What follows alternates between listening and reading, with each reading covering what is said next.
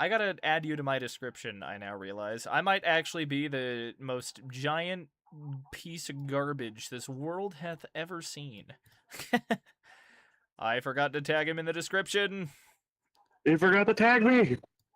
Oh god, oh fuck. They have Mendoza second overall.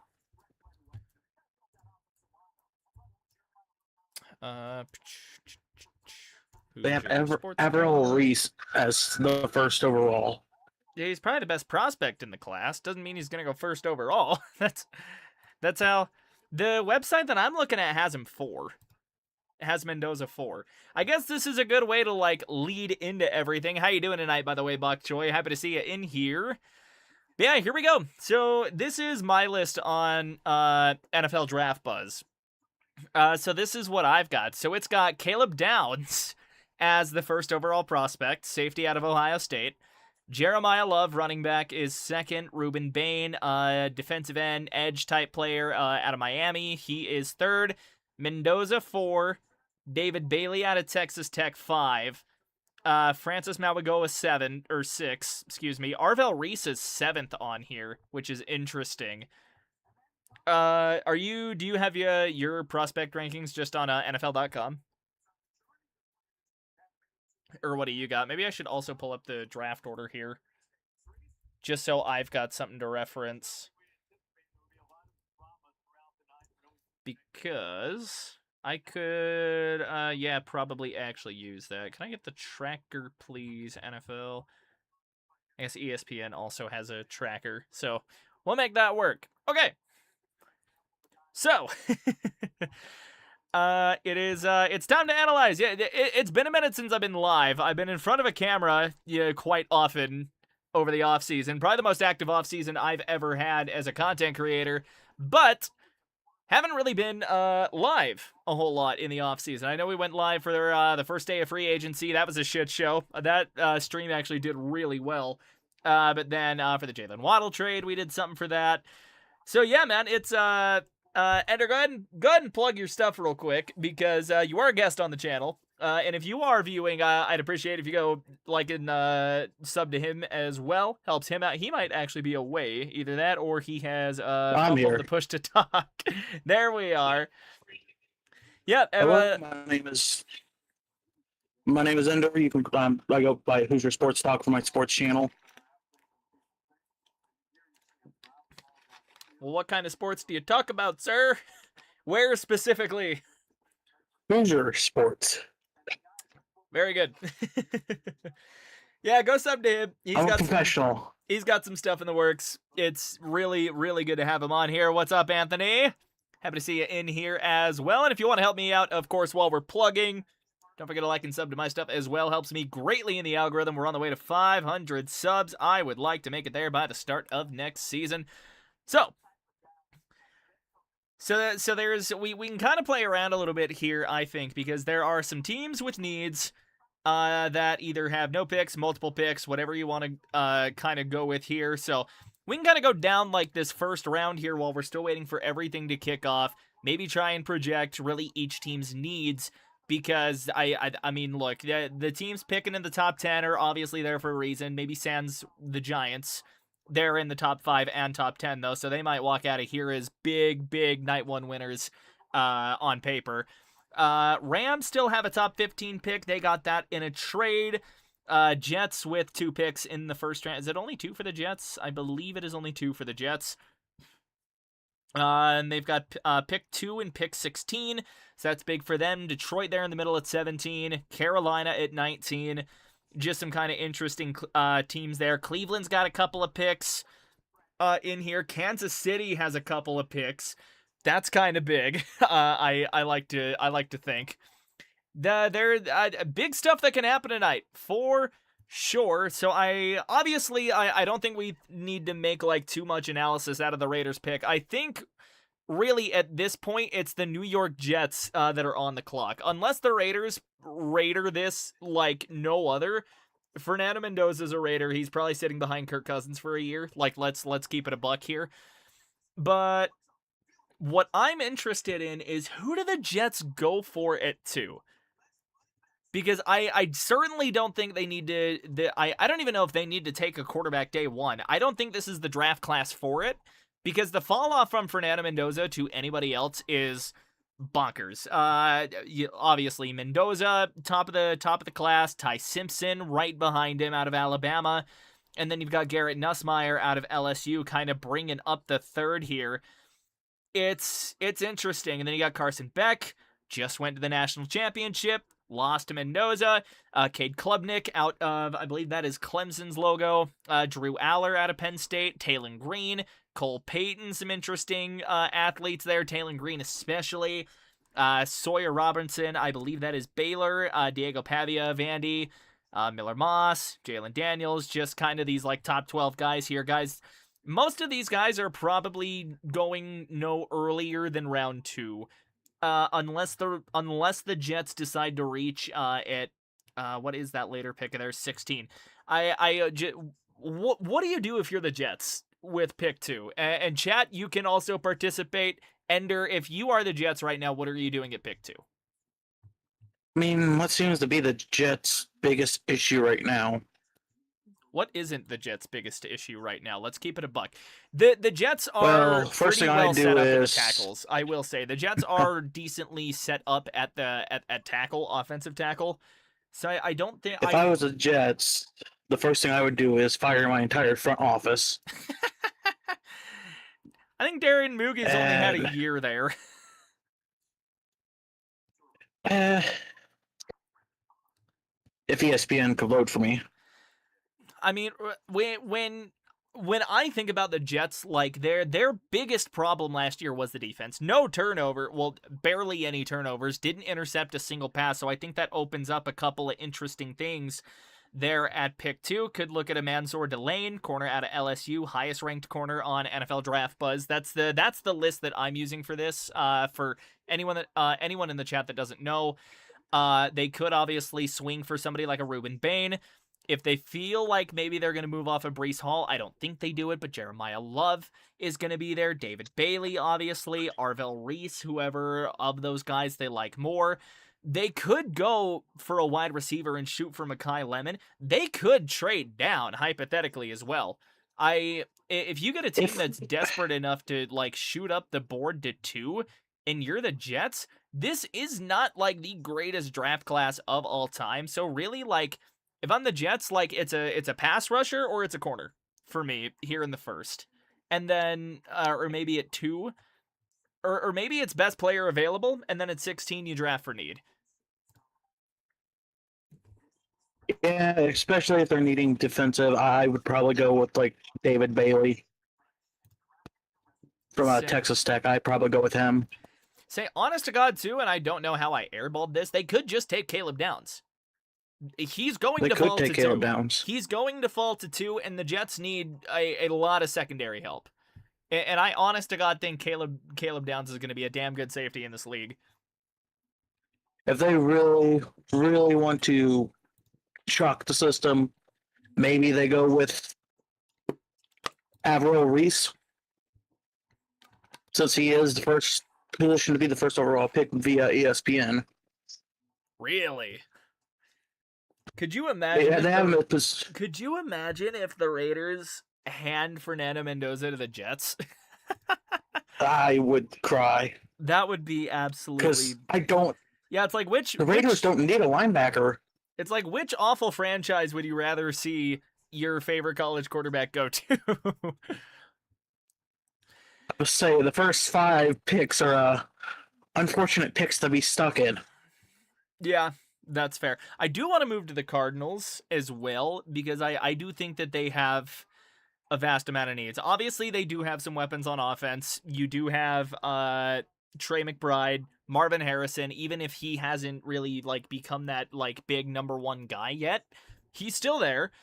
But I mean, I genuinely think I think Cards go defense here too.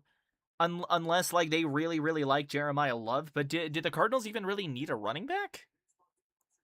Actually, yeah, I think the thing the Cardinals need the most is either a running back or quarterback. Yeah, but Mendoza's going to be off the board by 3, and you're not taking Ty Simpson at 3 unless you want to get fired. Yeah. That could be a landing place for Jeremiah Love, although it's been a minute since we've seen a running back go this high in the draft. They could also be in line for someone like David Bailey. We could see them address the offensive line, go Francis Mauigoa. Just options abound here. I don't think a wide receiver hurts them either at all. I don't know if that's I where think Lemon if goes. They might wait a little bit to take a wideout, which I really like. The first round will kind of tell you what everyone's strategy is. if any of these top 5 teams are extremely desperate enough, I see them going for a quarterback. Because I mean, the Cardinals need a quarterback. The Jets could use a QB. I just can't realistically see Ty Simpson going that high. It's not that he's a bad player. He's not a first round player. Definitely not a first round quarterback, or really in this class like he is. I just don't think that these teams are like the Titans aren't taking a quarterback. The Titans got Cam Ward. The Giants aren't taking a quarterback. They got Jackson Dart. Who knows what Cleveland does, but like Washington's not taking a quarterback. New Orleans isn't taking a quarterback. Kansas City is Cardinals sure have Kyler Murray right now, don't they? No, he's a Viking. Oh yeah, remember that Cardinals whole long quarterback thing we did? It's Jacoby Brissett. Yeah. Oh boy. Realistically, like I think the earliest landing spot for Ty Simpson is Miami at 11. But I don't know if they're going to take that swing because now they've got holes everywhere else after tearing the whole thing down. I would say the Dolphins have a lot of things they need to fix. I think Dallas goes linebacker at 12. I think that's a reasonable take there. Get someone like Sonny Styles or like an Arvell Reese if he falls there, just depending on where the board goes. I can't see a world where Dallas does not take something on defense here. I'm their main need is an edge. I'm really, really interested though in what the Jets do at 16 because it's really going to depend on what they do at pick 2. I think 16, if they're really desperate to swing for that, I think that could be the Ty Simpson pick as well. Because every team above them really doesn't have a ton. There are not a lot of teams coming into this with huge quarterback problems. Is the weird part. Like the Raiders, obviously they signed. I could say the same. Say the Raiders signed Kirk Cousins. He's probably going to start for a good chunk of the year while Mendoza learns behind him. The Jets are the first big team, but they're not taking Ty Simpson at 2. The Cardinals, I just don't think they're willing to swing that early. But then it's once you get out of the top 3 though, it's then it gets a little murky because again, the Titans aren't taking anybody that got Cam Ward. Jackson Dart's in New York. Cleveland's where it gets a little muddy because there's no telling how committed they are to Shadur Sanders. I think that's going to be an interesting watch, is pick 6 for Cleveland. But then it's Washington's not taking a quarterback. NOLA's not taking a quarterback because they have Tyler Shuck. Again, KC obviously not taking one. Miami might, but they also might give Quinn Ewers a year. See what he does with the full-time starting job. Dallas definitely isn't taking a quarterback. LA at 13 is kind of weird. I don't think they're taking a quarterback. I don't think they're willing to swing for the Stafford successor yet. Off topic. I just want to discuss this real quick. The new LA Rams logo is ugly. It's something. Well, why would they get rid of the white and just go all yellow? Why would they go piss yellow? I don't know. Because it's funny. Oh, I don't think I have that rendition of the logo on ESPN. I think I have the old one with the blue and the yellow. I hate the damn, you have all yellow logo. Piss. Oh, what's up, my line magic? Good to see you in here, my guy. We're jamming in here, just doing all the pre-draft stuff. Draft kicks off in just over 15 minutes We are T-minus 16 minutes out. Enter and I just doing some of the pre-draft analysis bits. But no, happy to have you in here, man. It's good to be live again. Baltimore. This is where I'd put my draft pick if I had one. If I had one. Fair It'd enough. go right here. Just keep that meme up the whole time. That's the plan. Kind of back to my spiel. Like, Baltimore's not taking a quarterback. I don't see Tampa Bay's not taking a quarterback. Jets may have already addressed it, but I think if they don't take somebody at 2, if Ty Simpson falls, then maybe they pick him at 16. Detroit's not taking a quarterback. Minnesota, no, they got Kyler Murray. I don't think they're drafting anybody. I think Carolina's gonna let Bryce ride it out. Really, I think like the next realistic team like to take a quarterback in the first is gonna be Pittsburgh. Because I don't even know. The question with the Jets is how committed are they to the Geno Smith thing? Yeah, and that one's gonna be weird. Because really, like, you could look at this and say if they go defense at 2, which I have a very good feeling they might. What's saying they don't go get a weapon like Kenyon Sadiq for Geno at 16? Because that's kind of the projected range for Sadiq is like 16 to 21. If they don't pick Ty Simpson and put him behind Geno, well, honestly, there's not much you can do with a rookie behind Geno Smith. No offense, Geno Smith. Well, I just don't think like this is really the class to swing for a quarterback in round 1. Like even even Josh Allen, like you still could have justified the first round pick, but like with how good. To be fair, the Jets do have a lot of draft capital. That is also true. That is also very true. And again, we could see them wait and take a guy like Nussmeier in round 2 or round 3. You know what I mean? Yeah, if they don't take anyone in the first round, I do see them eventually picking up someone to put behind Geno Smith. Yeah. But I think the first 2 picks might be something defensive and a target for Geno Smith to throw to. Yeah. Like and that's kind of where I'm at with them. I could see a world where Pittsburgh takes a quarterback too, is the thing. Like at 21, just because like I don't know what else you're really gonna take, like safety, or like just some does form Pittsburgh of. need a quarterback right now? I still don't know if anyone knows what Aaron Rodgers is doing. I would say wasn't he supposed to make a decision before the draft? The fuck if I know, and you know what? That's what Google's for. Has Aaron Rodgers made a decision? He's irritated with the Steelers.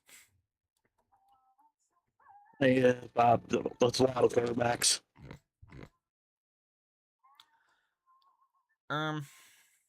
Anyways, so yeah, nothing from Rodgers. So again, could be where we see a swing.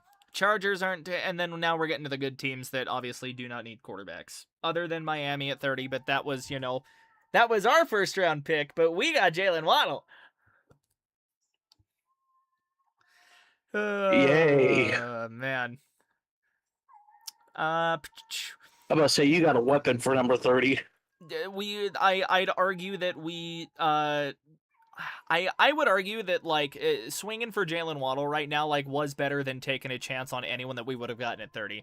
Because once you really get like outside of like the top 12 or like top 15, that's really where you start taking your swings and misses. Like that's really where it's like, okay, these guys like are first to second round grade guys. Like in other drafts, like these guys could have been second round picks.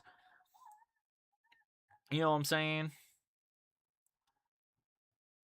Really, I don't know how to mock this is the thing. Like I'm still dead set that the Raiders are taking Mendoza, and if they don't, then I think the city of Las Vegas might be burning tonight.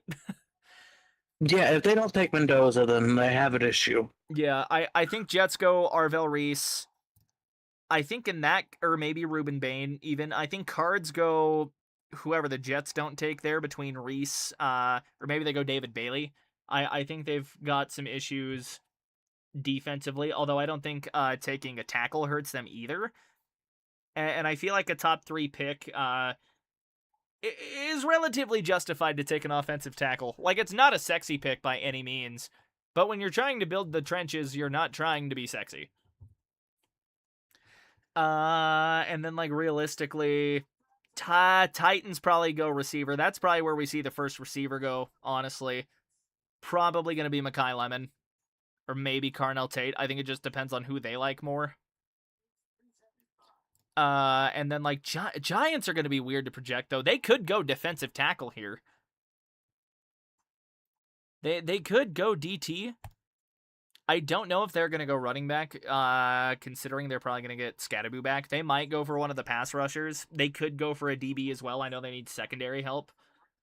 So that could be something that kind of develops. My question with Scatterboo is, honestly, how long does Scatterboo have left? Especially with how badly he's tearing his body up. I don't think the Giants are super concerned. The Giants might take a guy like late day 2. Like if I'm really thinking about the Giants taking a running back, I'm thinking about them taking somebody like late, like round 3. So wasn't the Giants' main issue this year was Jackson and Scatterboo ending up with concussions a lot? That was a big part of it. Well, no, Scatterboo ripped his fucking ankle in half. Well, before he did that. The fun part about this year's draft, though, is, like, it's wide open. It is 100% wide open.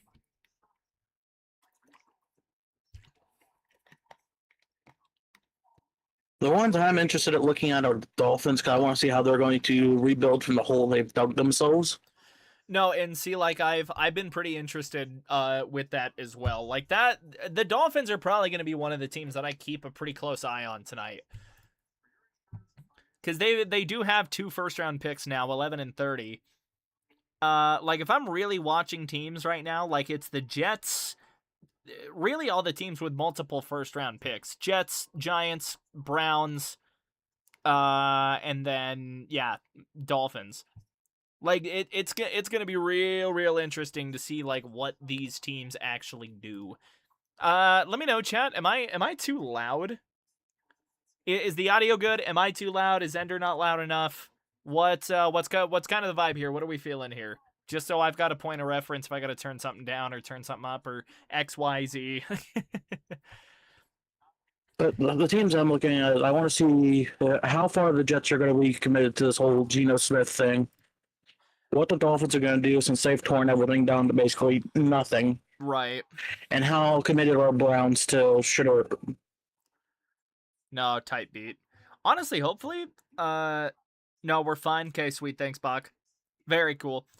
We're up to 438 on the sub. That's +1. I think that's more than I've done all month. Let's go.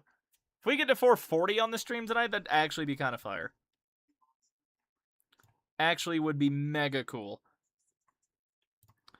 But no, I will be very interested in again, like, in all of these teams that have multiple first-round picks.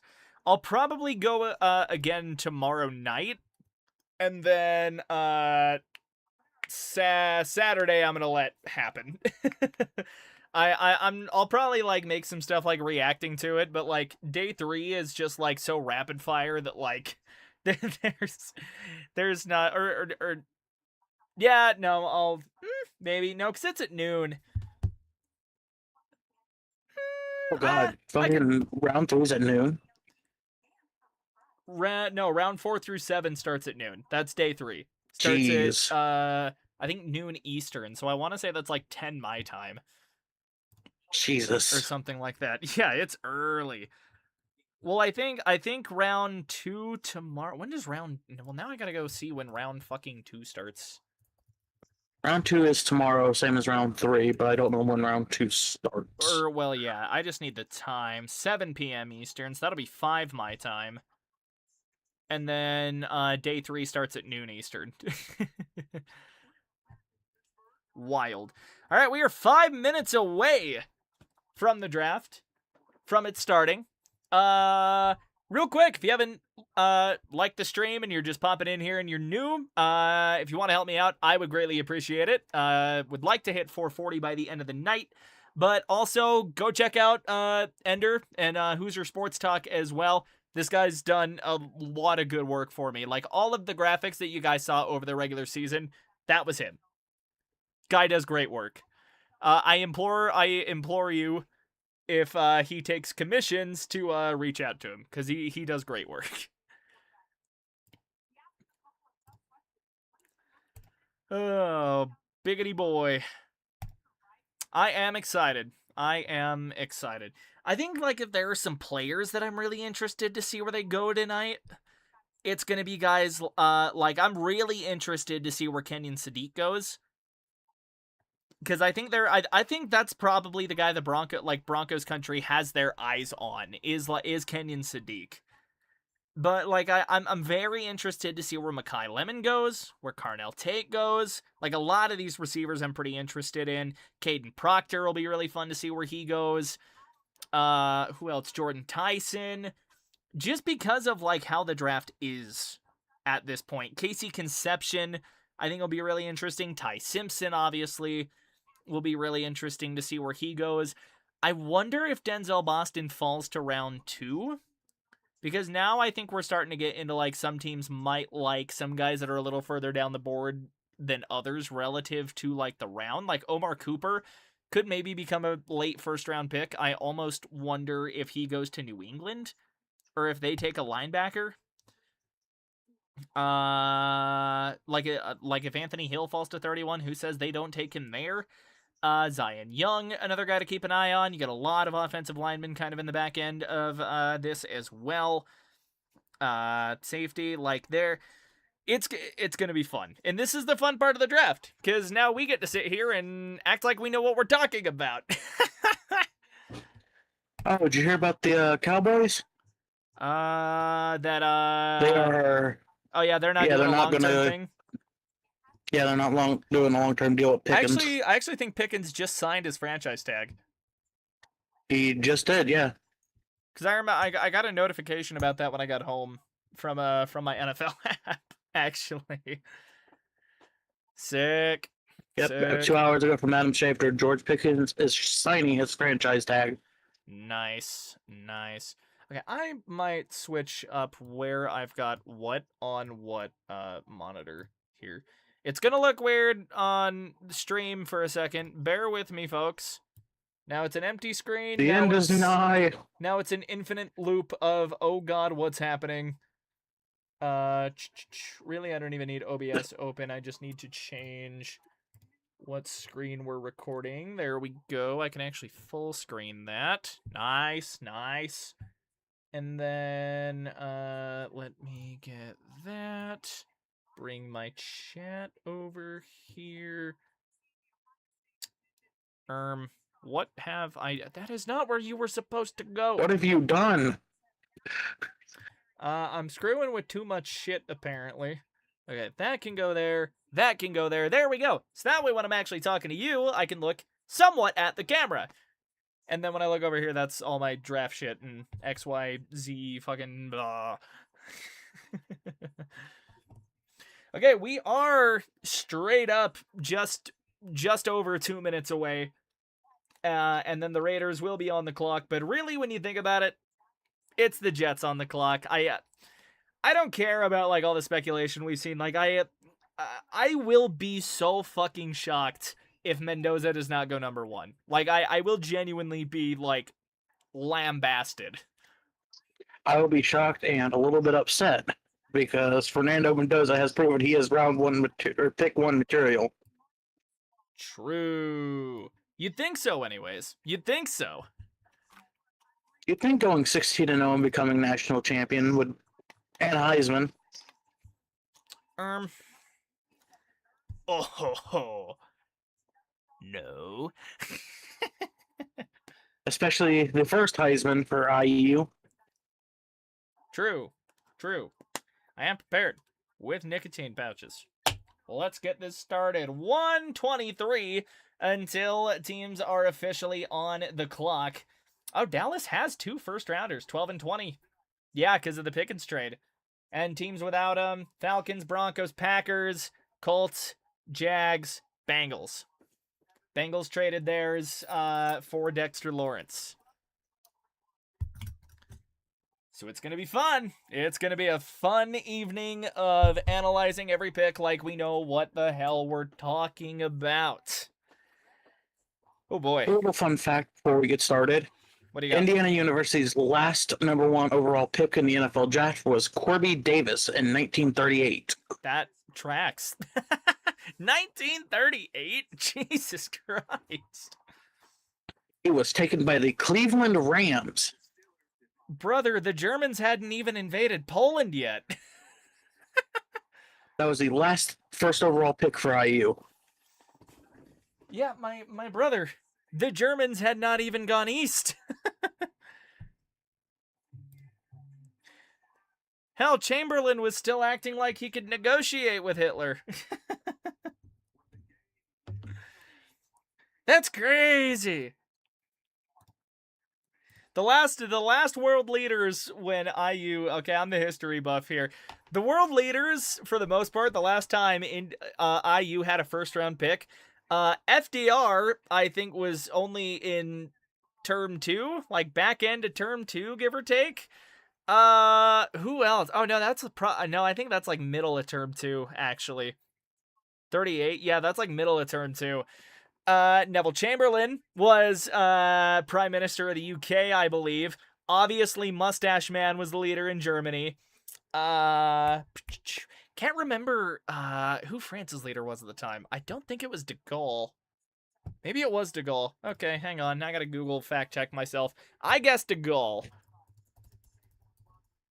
Another fun fact, the last first round pick for IU before 2026, the last first round pick for IU was wide receiver Thomas Lewis in 1994. I was wrong. It was Édouard Daladier, French radical socialist center-left politician who was the PM of France in 1933 and 34, and then again from 38 to 40. So there's your history lesson. Oh yeah, and Joseph Stalin was still the leader of the Soviets. That doesn't change until 1953. Maybe I should make a history channel. Probably not. Do it. If anything, I have the third channel that I abandoned with like 400 subs. There was only 48 states in the United States back then. True. I feel like there might have been less. No, yeah, because everyone was admitted until Alaska and Hawaii in I want to say 1959.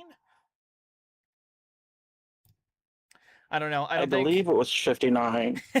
I don't know if my statehood introduction knowledge is going to be pertinent to the draft. But there we go. Don't spread yourself too thin. Yeah, that's a good point. That's a good point, Trent. Good to see you in here. Happy to see you in here. Happy to see everybody in here.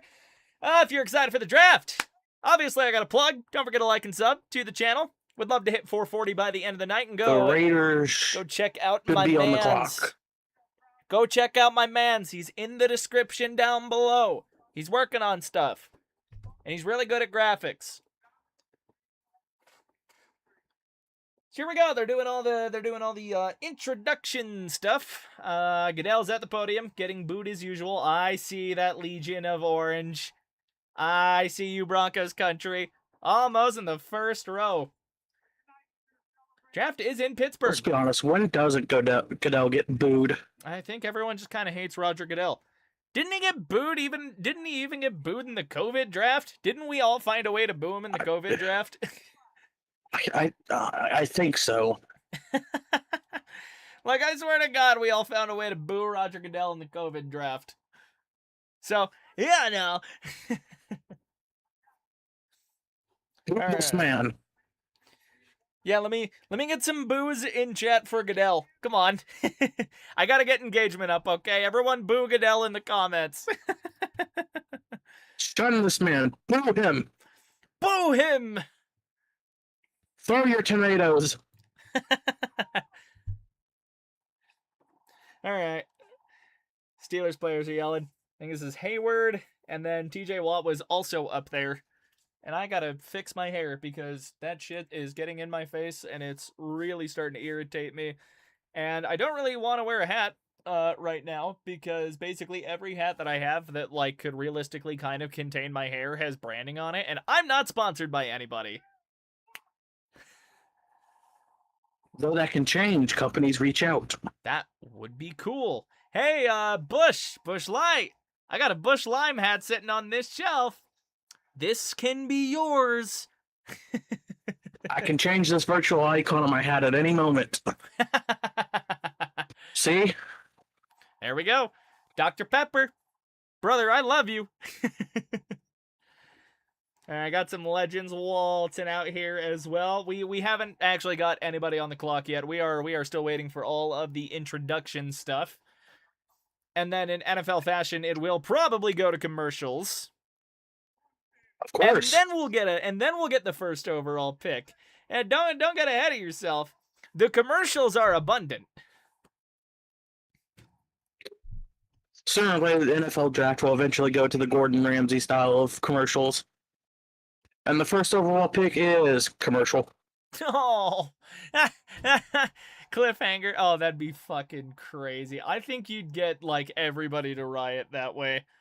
Like, a lot of people are already pissed about how the NFL does commercials anyways. Could you imagine, dude? Oh, no. Oh, there's Terry. Oh, Bradshaw. Still up and kicking. Did you hear about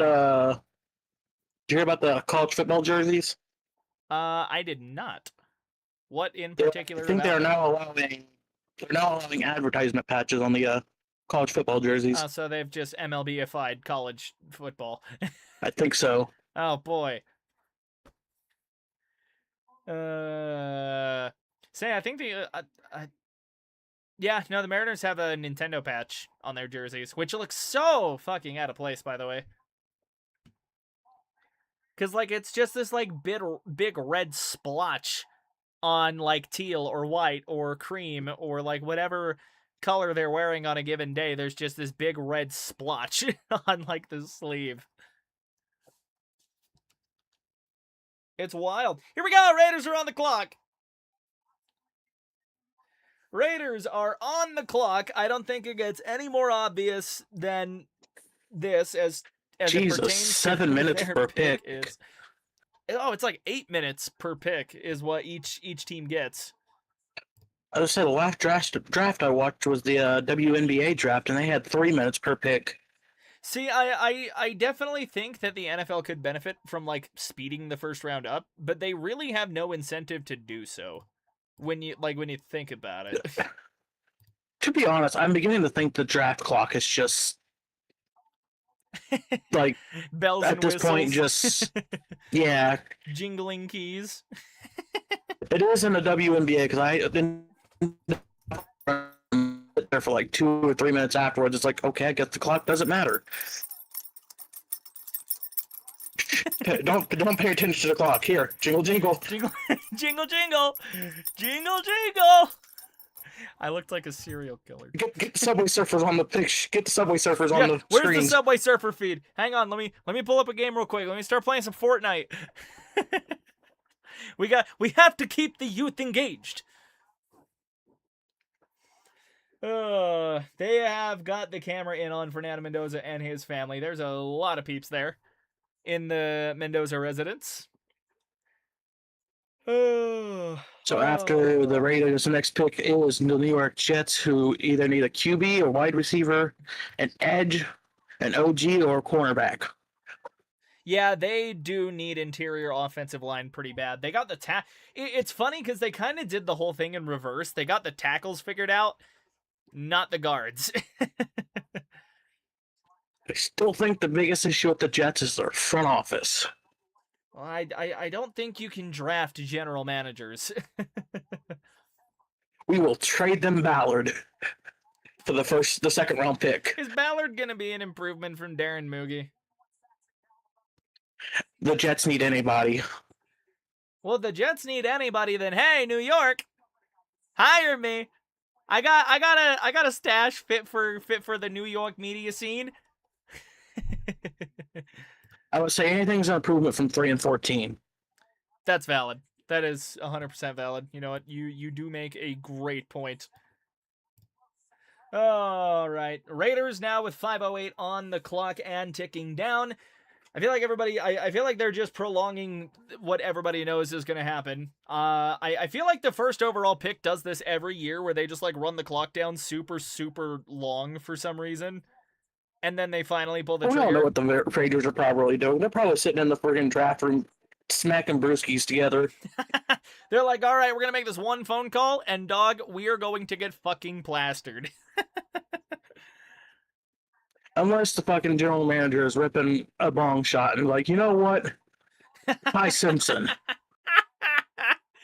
Oh God. We draft Peyton Manning. Sir, he's not in the draft. I don't care. Oh, lordy lord. You know what? They just draft fucking Arch Manning a year early. I mean, it's not legal. I mean, but... hey, the Colts got around the draft by just picking someone out of the college basketball scene. True. That is true. And yeah, and like nobody cared either. It was just like, oh, okay. Like nobody made a fuss about it. They're just like, okay, yeah, that's a thing they can do, I guess. You can do that? You can just do that? Okay, I would actually really like that to be there and that to be there. Very cool. Okay, I got my stuff figured out. Pick is in. Pick is in. Booger McFarland's yapping about something. I have my volume low so my mic doesn't pick it up. Because I don't need to get, fucking executed by the NFL copyright ninjas. So we don't need to be content nuked by NFL. I don't need to be taken out back and executed. They are comparing Mendoza to Bledsoe when it comes to physical. 6'4" and in the first round of the World War III draft. Oh no! Oh the USA no! selects. Oh That's no! how they start doing the military drafts, NFL style. Oh god! All right, each country gets one pick per round. We'd be sitting here for a long time. Do you understand how many countries there are? Are we just talking about every country or every participating country? Every participating country. Okay. Well, then that's a little more limited in scope then. That you can kind of work with. Dude, why did Clint Kubiak look so dead inside in the war room? Oh my god. That guy looks like he's never wanted to be anywhere less in his life. Ay. Dude, he looked so dead. All right, pick is in. We're still waiting for the announcement. I don't see, Kamish is standing on the very far left side. Oh, nope, here it comes. He was walking out from the right. I saw a security guard. The camera was, angled out. So, can't tell who's who. But here we go.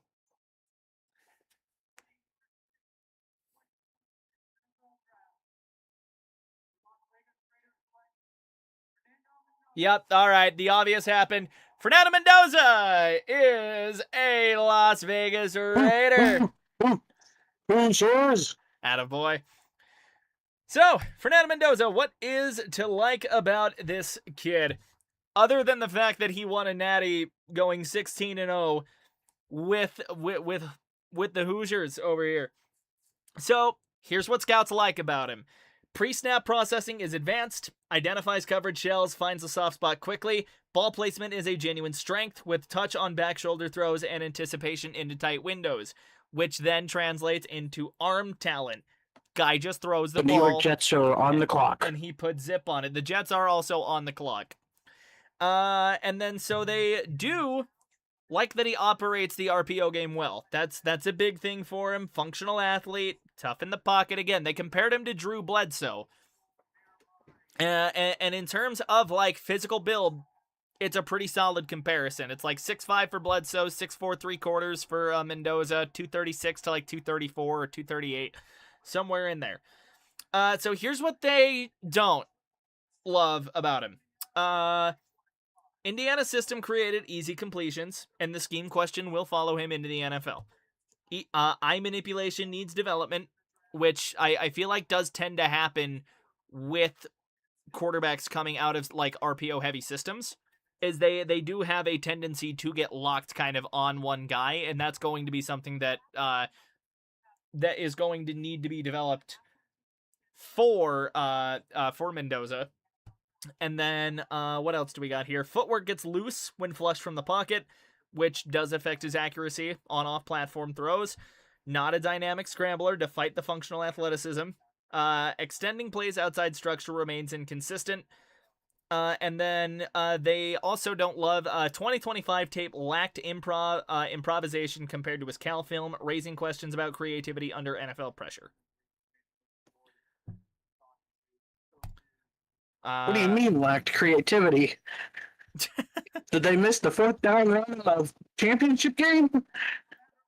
I think they're more talking about his entire body of work broadly, not just one game. If we scouted off of one game, buddy, Brandon Allen would have been given a fucking $20 million contract. like I'm gonna throw that out. I did some real-time editing to get us the draft clock up here. Oh, nice! What a guy! I saw you tinkering around with it, but I wasn't sure. But yeah, so Fernando Mendoza is officially off the clock. Those are his listed strengths and weaknesses. And now it gets fun, because now the one prospect that we all knew was going off the board at number 1 is gone. Now you gotta wonder who's where. The pick is in. Pick is in. My broadcast might be a smidge behind the board. I'm still at 2:45 and counting down here on... Oh, nope, there we go. Pick is in on my end as well. Yeah, and you guys in chat too, like, let me know what you guys think of, like, each of the selections as well. Like, we're all having a good time. Draft party. We all love this shit. We're all suckers for football. Okay, since it seems my clocks are not synced up at all, so I'm just going to rely on this page. Nar. But fair enough. Because I was saying the pick is in and the Cardinals are on the clock. That is typically how that goes. The pick will be in, and then as soon as the pick is in, the next team is on the clock. Let's see who the Jets pick. Yeah, this is where it's going to get interesting. I think the Jets go defense here. If they take Ty Simpson, I think Darren Moogie's days are numbered, unless Ty Simpson can do the thing. I'm not saying he doesn't have the talent for it. I just think second overall in the quarterback class that we're in this year would be a big overdraft. But hey, they said the same thing about Bo Nix. So sorry ahead of time to the people in the chat if the screen on my side is flashing. I am refreshing to make sure everything just stays up to date. Very good. Alrighty, waiting to see who the Jets take. You haven't missed anything unless you're just joining and you missed the Mendoza pick. He's going to be a force in the AFC West. I think. I think he's going to be. I think he's going to be a damn good quarterback. I do legitimately think the Raiders got a damn good one. Now we're just waiting for Goodell to get his slow ass up to the podium and fucking say who the Jets picked. They picked David Bailey. David Bailey? I'm not even to the announcement. Here we go. Goodell's walking to the podium. So, sorry, okay. I didn't mean to spoil that for you. You are ahead. You are ahead of me. We have learned. Yep, sorry about that. Oh, it happens. David Bailey off the board. Let's go Texas give Tech. this guy a look. Texas Tech Red Raider. So here we go. Here's what we're working with here. Ran a 4.5 40, 6'4", 251. Both are great measurements for him. What else do we got there? 10-yard cone was a bit in the lower percentiles, and that was at the combine. He ran a 1.62 on the 10-yard. Broad jump, 129. So, what are his strengths? What do the scouts like about Mr. David Bailey? Possesses freakish first step explosion that wins reps before tackles can get their hands up. Rare athletic profile backs up the tapes. 405 bench, 550 squat, 22.16 miles per hour at 250 creates a physical specimen that translates into NFL caliber athleticism. Built speed through his rush like a car shifting gears, which I drive stick all the time, so I know how that goes. I'm using a stick for this here. You can just gear it down. What else do we got here? Natural hip flexibility. He can shrink wrap. How we doing, HG? Good to see you in here. Let's fucking go. Hell yeah, man. Hell yeah. David Bailey. What else did they like? Flash's legit counter arsenal, including ghost moves, inside spins, long arms, and rips that keep blockers guessing and prevent them from sitting on a speed rush. That's big for a pass rusher, especially coming off of the edge. Ball disruption skills, which is pretty big. 7 career forced fumbles is big. Forced fumbles are a big thing in a pass rusher. How we doing, BK? Glad to see everybody filing in here. We are only 2 picks deep. You've only missed Fernando Mendoza and David Bailey going off of the clock here.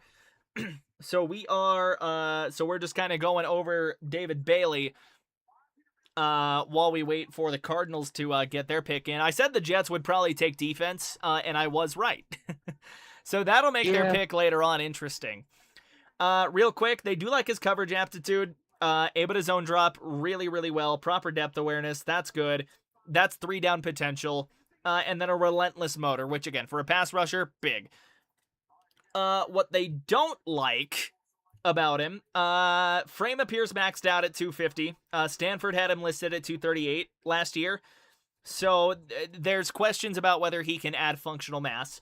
Gets displaced at the point of attack when blockers arrive square with bad intentions, and he does struggle to he's not going to be the best run defender right out of the gate. I don't think he got drafted to be a great run defender out of the gate anyways. Anchor strength is something that they don't like. Lacks the base to convert speed to power consistently if the tackles get his hands in his frame. And then zone read concepts can catch him in no man's land, and then over-aggressive pursuit leads to vacated gaps, missed assignments, all of that jazz. But overall, I do think pick number 2 was basically going to be for the Jets, like pick a pass rusher, whatever one you like. And they like David Bailey more than any of them, so they didn't draft back. I thought that was a pretty distinct possibility that we could see, would be the Jets trading back from 2. Because if there is a draft to do it, I think it would have been this one. Yeah, but I think they needed defense too badly to draft backwards. 100%. They needed defense way too damn badly. Way too bad. If they trade back, well, I don't see the purpose of trading back their 16 pick. No. Yeah, really me neither. All right, Cards are now under 2 minutes on the clock, at least on my side. Tracker doesn't say that they're on the clock, or that they've that the pick is in They are yet. still on the clock for me. Yeah, still on the clock on every end. We're down to 1:40 on the Cardinals clock. And again, this gets pretty interesting too, because the Cardinals could legitimately pick anything here. Like I could The Cardinals need everything. I could very well see them going for an offensive lineman at 3. But I could also very much see them go for Caleb Downs in a situation like this. Or even like a Jeremiah Pick is in. Love. Titans are on the clock. Pick is in? Okay, so I'm probably going to be a second Titans behind you. Pick is in on my end. I'm not looking. Don't say anything yet. In between picks, I might go grab me a drink as well. So I will be leaving you on an island for give or take 15 seconds to entertain the audience. Oh, Lord. There goes all the subscribers. Go from 438 to fucking 0 in 2 seconds flat. Everyone just feels a disturbance in the force, and they're like, oh, I gotta unsubscribe from this guy. Who is this talking picture? Why is the PNG lighting up when he talks? I don't know why it does it only with, like, the IU and the fucking other hat on. It doesn't do it with the Colts hat. Really? Like, see, I'm normal with the Colts hat. Huh. Weird. All right. Still waiting for the pick to get announced because Roger Goodell. Okay, BK saying Reese for the Cards, saying Titans go Love, Giants go Downs. I think that's a pretty realistic idea as well. I know the Cards needed pass rush help as well, pretty badly. That's kind of a consistent theme with a lot of these like early teams, is they really need defensive help. And in a draft that is so sapped for like 4 quarterbacks, I think we see a long run or a decent run on like some defensive guys. We'll mix in skill positions. I think Mendoza is the only quarterback that goes round 1. I see the pick. I won't spoil it for you. Here we go. I'm getting the announcement. Jeremiah Love is Jeremiah off Love out of Notre the Dame. board out of Notre Dame at pick 3. The Cards swing on a running back for right now, perceived to be Jacoby Brissett.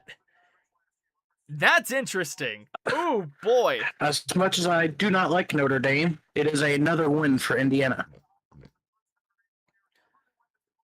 Fair enough. Wait, how? Notre Dame's in Indiana. Oh, fair enough. Heard that. Why did I think Notre Dame was like some random East Coast college? Huh. Yeah, no, I'm right there with you, BK. I do not foresee the Cardinals taking a quarterback. I think they're going to let Jacoby Brissett die for another year and then go get their quarterback next year. I do think next year is perceived to be a vastly better class. If they take anyone, it'll be like top round 2, top round 3 at the latest. If they don't take anyone in the top 3 rounds, they're not going anybody. Okay, so Jeremiah. We'll see the Titans taking. So yeah, that makes the Titans interesting because I feel like they have to go wide receiver here. Now that Love's off of the board, like I think wide receiver might be like one of their big needs. Could be offensive line as well though. But here we go, Jeremiah Love, 212, 6 foot.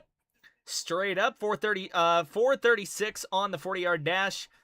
Man, this guy's been getting a lot of buzz. So here's his strengths. Here's what they like. Home run speed is verified. Shows up every week. Yeah, guy ran a 4.3, obviously. Outstanding contact balance for his speed profile. He absorbs hits. He's a pinball, is basically what they're saying. Soft hands, good ball tracking ability. So that really makes him a threat to become a 3-down back in the NFL, if not right out of the gate for the Cardinals.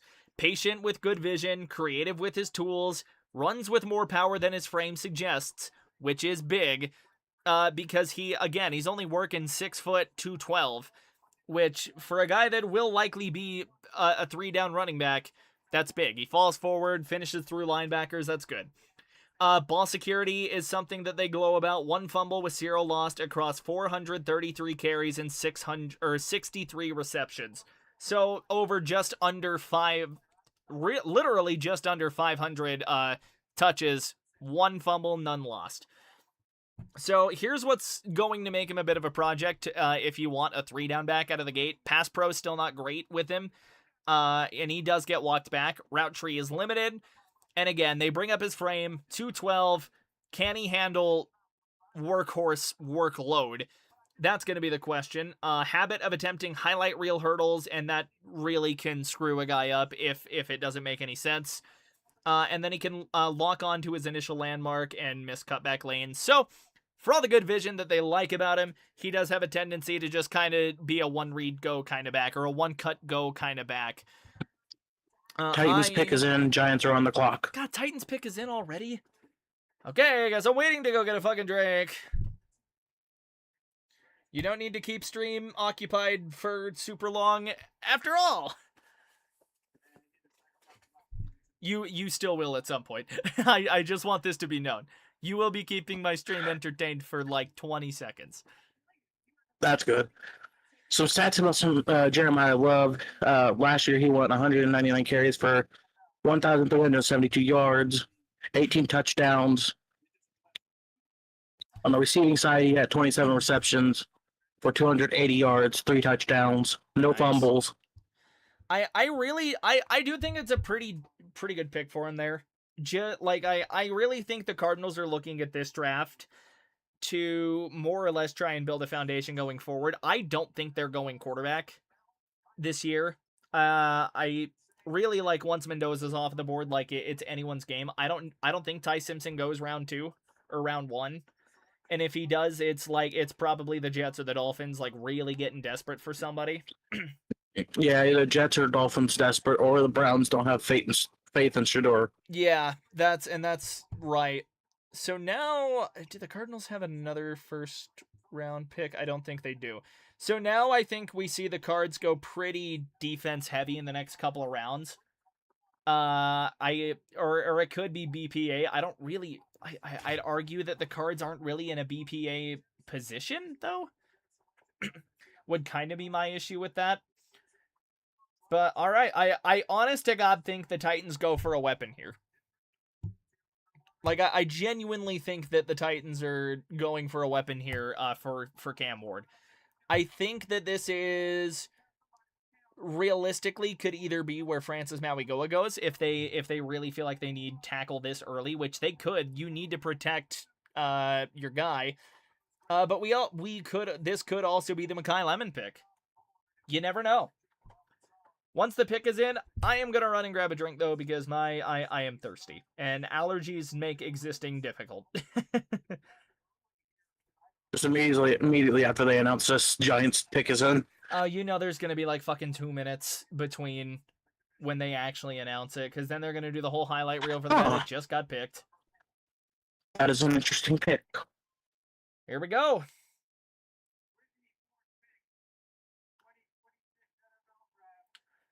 The Tennessee Titans select Carnell Tate. Wow. All right. So they liked Carnell Tate.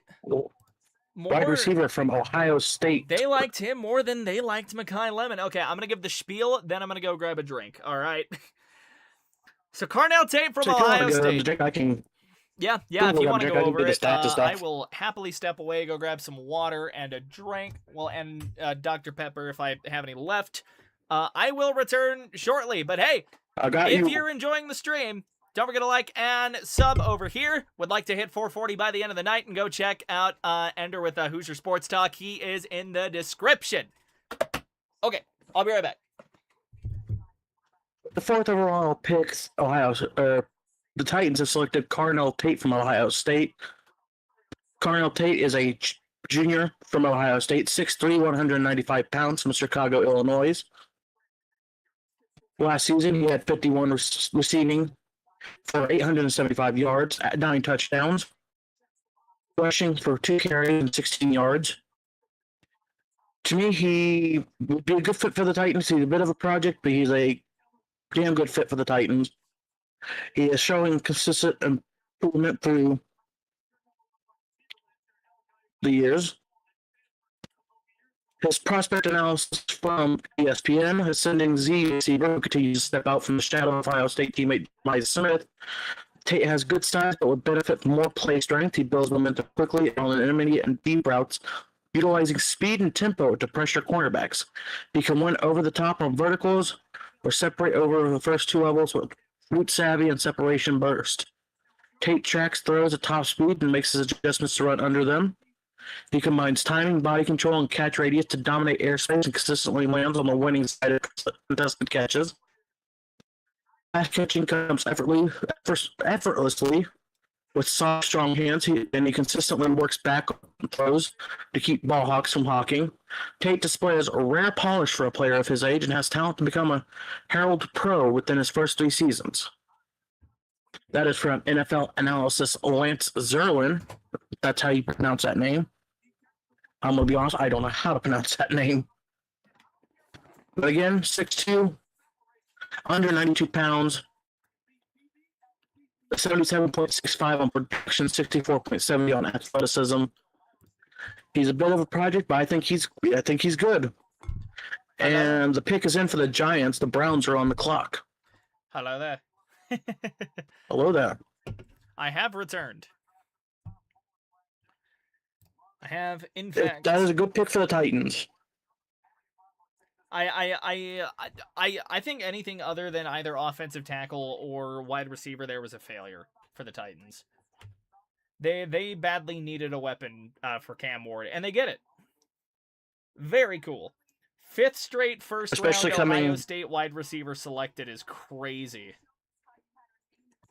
Ohio State does produce a lot of good wide receivers. That they do. He's flashing the suit. It's crazy. I'm sipping on a Dr. Pecker. Now we're monetized, even though we're not monetized. They're gonna monetize just to monetize us. They're gonna nuke my fucking membership eligibility as soon as I hit it, because they're gonna be like, nope, this guy's stupid. This guy's an idiot. But the pick is in from the Giants. Browns are on the clock. This is one I'm interested in. Yeah, I am very interested to see where the Giants go round 1. Or just with their first pick. My Discord just did a ding-a-ling-ding. Who could that have possibly been? It's the notifications from all the subscribers leaving. My terrible commentary. I don't think that was it.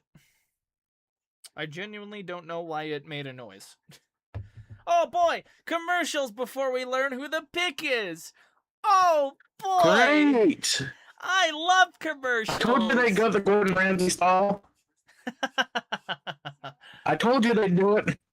Ads! The Bye! pick is in. We'll find out after this commercial break. Find out on the next episode of Dragon Ball Z.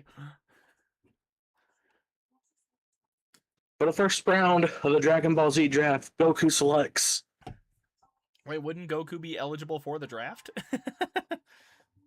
Goku's too powerful. He probably his own team at this point. Valid point. Valid point. It's been ages since I've watched Dragon Ball Z, so my references to that are not very much. Maybe I should be doing some community engagement. Maybe I should start a poll. Ask a question, optional. Okay. I don't know. I'm just kind of do random polls here. We just need engagement here. What do I even poll here?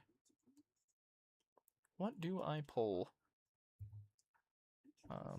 Maybe I'll do some Broncos specific ones. Hang on. Yes, no, add option. Okay, wonderful. Running back. Tight end. D-line.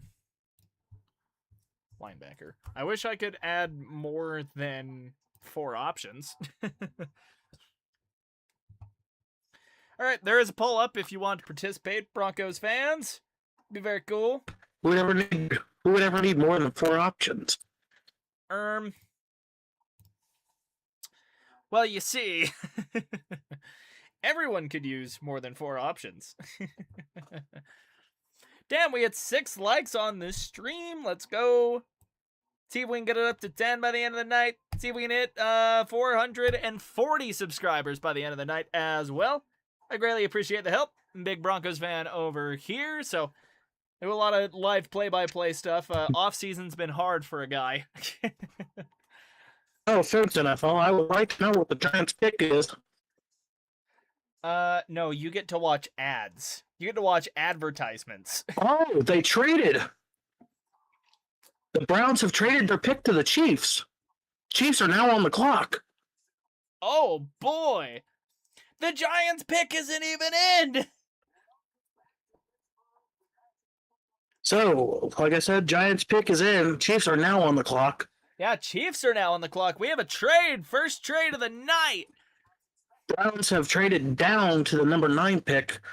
Chiefs have traded up to the number 6 pick.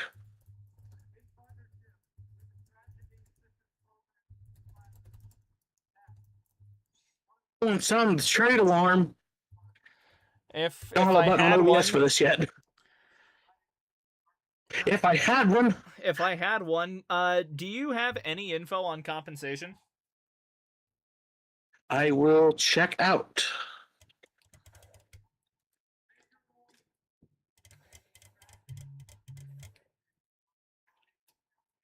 Damn, my stream must be a good ways behind. because they're still introducing the people that are going to announce the pick here, or at least the people that are standing behind Goodell as he announces it.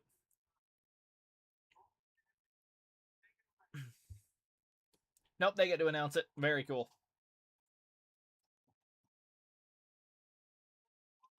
Okay, here we go. Pick 5.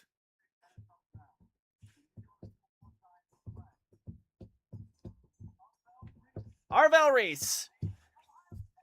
Arvell Reese is off the board. Back-to-back Ohio State players.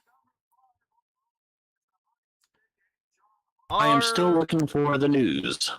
Arvell Reese. Yeah, let me know when you find the compensation details on that, because that would be good to know. Okay, Bagel, you gotta move. You've got to get out from under the desk, my guy. Go lay down. Go lay down. Thank you. Okay, so here we go. Arvell Reese off the board at 5. And, all right, so another pass rusher, another linebacker gets off. This guy's more of an off-ball linebacker. Chiefs getting Styles? They could. Yeah, they shot up to pick 6. They didn't have to move super far, but it is a big thing. We will talk about that in just a second. Hopefully Ender can find the compensation for that. But for Arvell Reese, his strengths, sideline to sideline speed. He's an off-ball linebacker, but legit sideline to sideline speed with closing burst that catches ball carriers off guard. Elite run defender, which is big. Tackles with authority and rarely whiffs. Could tell you the Broncos could have used that last year. Just 4 missed tackles in 2025 on nearly 70 stops. Chiefs pick is in. Commanders are on the clock. Oh boy. Good power at the point of attack. True positional versatility. So chess piece guy. Pass rush upside is real, which is big. Long arms. Good hand usage. High-end production against top competition. That's big. Obviously. Coverage remains the question mark for what he can do. He's late gaining depth against play action, loses routes. That can be worked on. Short area quickness becomes a limiting factor when matched man-to-man. Aggressive downhill style can really kind of screw him over. If he bites hard on play action, it's over. I have the compensation. Oh, we got trade comp? Yes. Let's the Cleveland go. Browns have traded their 6th overall pick in the first round to the Chiefs in exchange for the 9th overall pick, as well as number 74 in the 3rd round and 148 in the 5th round. Okay, what was that? Because you were kind of getting robot-y. So they traded 9. They traded number 9. Right. For pick 74 in the 3rd round and pick 148 in the 5th round. That's what the Chiefs gave up for pick 9? Yes. Or for Browns pick 6. There we go. Yep. Okay, there we go. Yeah, so that's now going to be really, really interesting. That's crazy. Okay. So Caleb Downs is still on the board. Sonny Styles is there as well, and that's who BK was alluding to in chat. So that could be something. Chiefs have a lot of holes to fill, though. I could see the Chiefs going corner. With who with them trading away their top 2 corners, I could very much see them taking a corner right here as well. I don't know. I feel like there's a lot on the docket for KC. Linebacker, obviously. Corner, wide receiver wouldn't shock me here either. They could go somebody like KC Conception or Mekhi Lemon. This is going to be interesting. Arvell Reese is the 3rd youngest top 5 pick since 2000. The guy cannot even legally drink yet.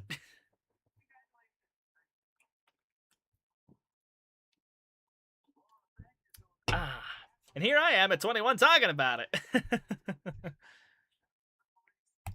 So it does look like the Browns are trading up for draft stock, or the Browns traded down for draft stock. Trading back for draft capital, yeah.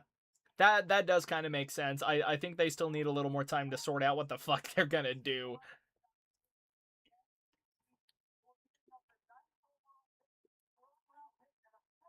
That kind of feels like they fleeced Cleveland a little bit. A little bit, because Cleveland needs a lot of things right now. I don't know why they trade back.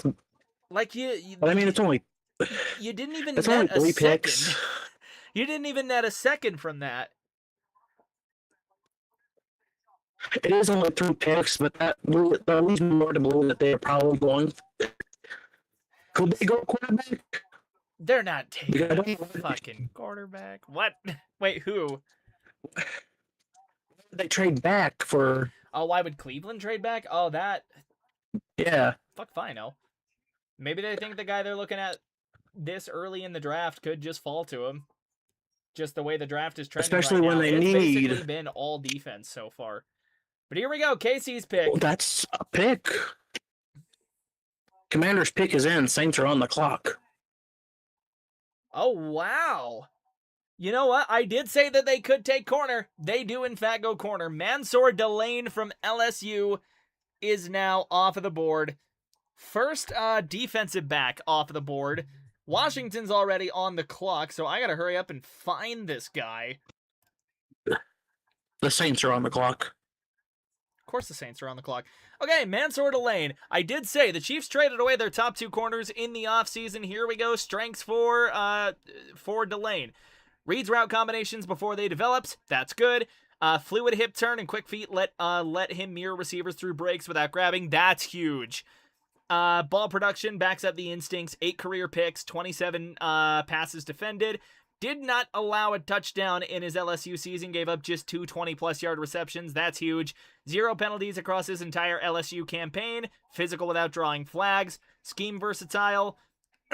Triggers downhill and run support. So they kind of got a do-everything guy right here. And then a Pro Day 40 confirmed the closing burst in his tape. What they don't like, below average arms can limit disruption against taller receivers. So Cortland Sutton will be matched up against this guy, basically. Lean frame at 190 pounds raises durability questions. Aggressive ball hunting eyes can get manipulated by savvy quarterbacks, and he needs to add functional strength to handle a 17-game season. Overall, the guy just needs to bulk up, but holy God, is he good. And that's kind of the take on why can't I think of his name? Mansour Delane. Out of LSU. So Kansas City does kind of make up for the loss there of McDuffie, and I forget who their other top corner was for whatever reason. And I'm not going to go search for it right now because I don't feel like it. So there we go. Delane is off the board. Our first corner comes off of the board. Commander's pick is in. I'd be shocked if they don't go linebacker right here, honestly. Or just something on the defense. Like, Washington needs defensive help so goddamn bad. Like, edge rusher is a huge problem for them. I think secondary is a problem for him, too. Linebacker, obviously, kind of the biggest thing is you got to replace Bobby Wagner. Which is crazy that we're saying that in the big 2026.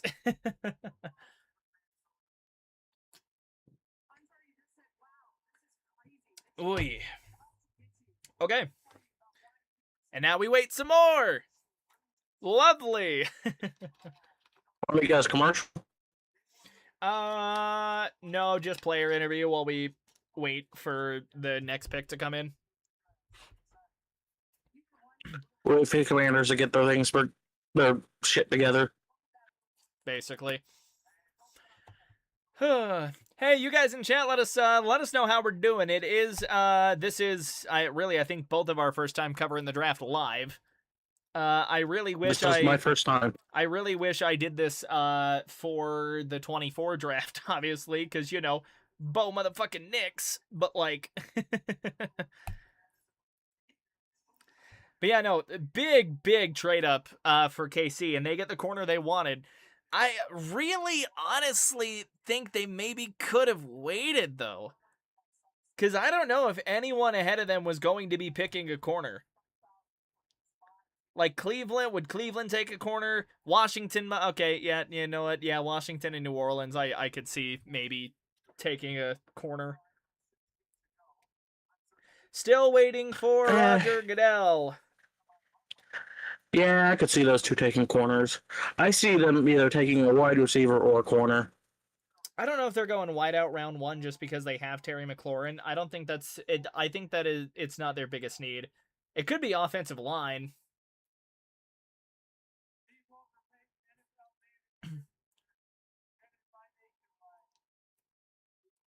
Walter Payton, man of the year, or they're talking about it. Again, I have my audio low on my end, so I don't get picked up and get copyright nuked. So take it for what it is.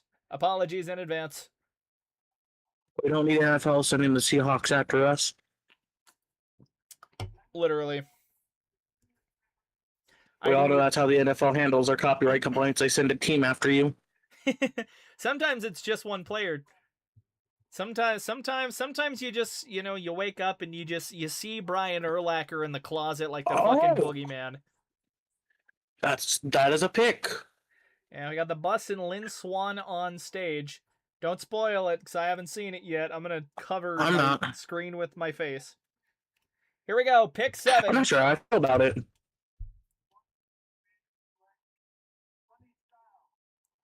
Sonny Styles, linebacker, out of Ohio State again. Another Ohio State linebacker off of the board. The Saints pick is in. Browns are back on the clock.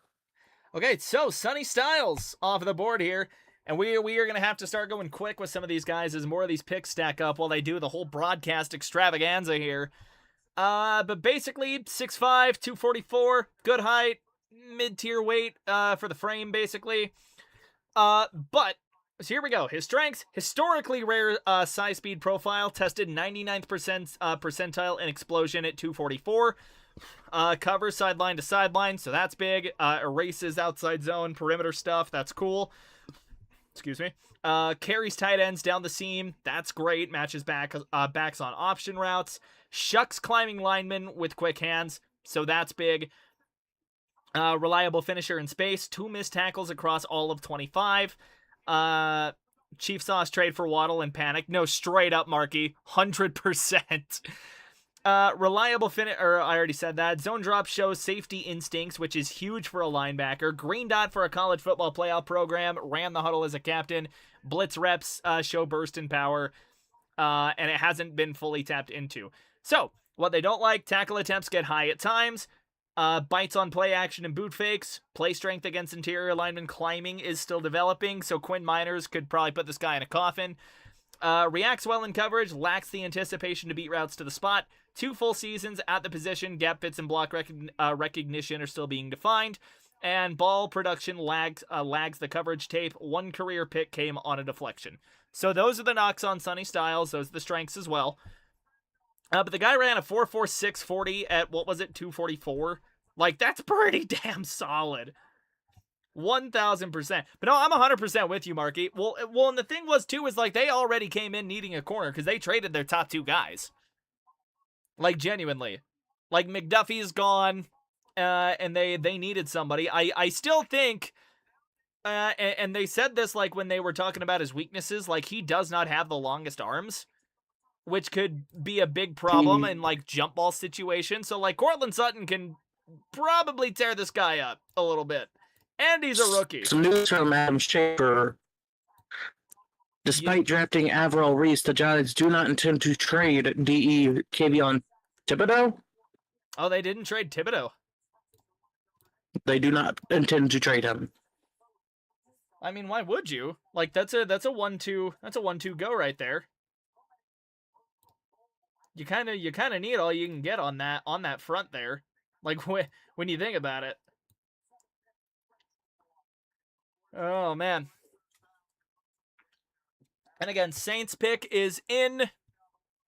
Cleveland currently on the clock at pick 9. They traded back with Kansas City, got a 3rd and a 5th out of it. I think they got fleeced. But, whatever.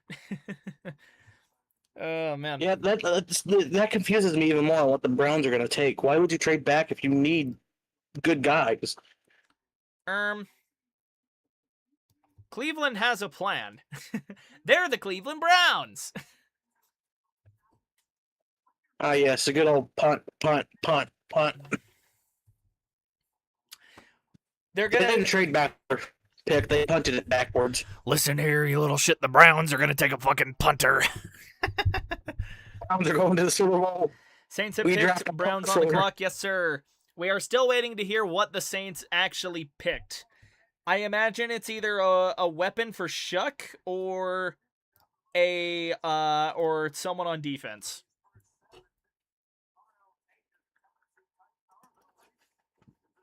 Still waiting, by the way. Just a rewind if anyone's new and just tuning in. Fernando Mendoza went 1. David Bailey went 2. Jeremiah Love to the Cardinals. Cardell Tate to the Titans. Avril Reese to the Giants. Mansour Delane to the Kansas City Chiefs after trading off their pick to the Browns. Yep. And Sonny Styles to Washington. Yeah, I'm going to tip the pick. No, do not tip the pick. I told Ender not to because the draft tracker is ahead. I'm watching the broadcast. If I told him not to spoil, I don't even know the pick. I'm sorry, I don't even know the pick yet, and I'm ahead of him. So yeah, I do like the surprise here. I very much do. It lets me speculate a little bit. It's like Pokemon cards, but every pick is a disappointment. God, dude, I used to rip Pokemon. I used to rip Pokemon cards, Pokemon card packs when I was a kid. Sometimes it's like playing Madden Ultimate Team, but it feels like you actually have a more fair shot to pull something cool in Pokemon cards. Yeah. I wonder what my team's going to draft this year. Oh, someone we didn't need. That was kind of the Broncos last year. I'm gonna keep it a stack. That was a little bit the Broncos last year when we snagged Jahdae Barron. As the meme to my left, I think, or right, I can't tell. My stuff is backwards. If you're facing the camera, as the meme to one of my right. The meme to my right says, "This is where I'd put my first round pick if we had one." The Colts do not have a first round pick. Maybe we can convince the Browns. And the Broncos drafted Jalen Waddle with their first round pick. So, like, that's pretty rad. We're still waiting. We're still waiting for the Saints pick. We are in commercials, by the way.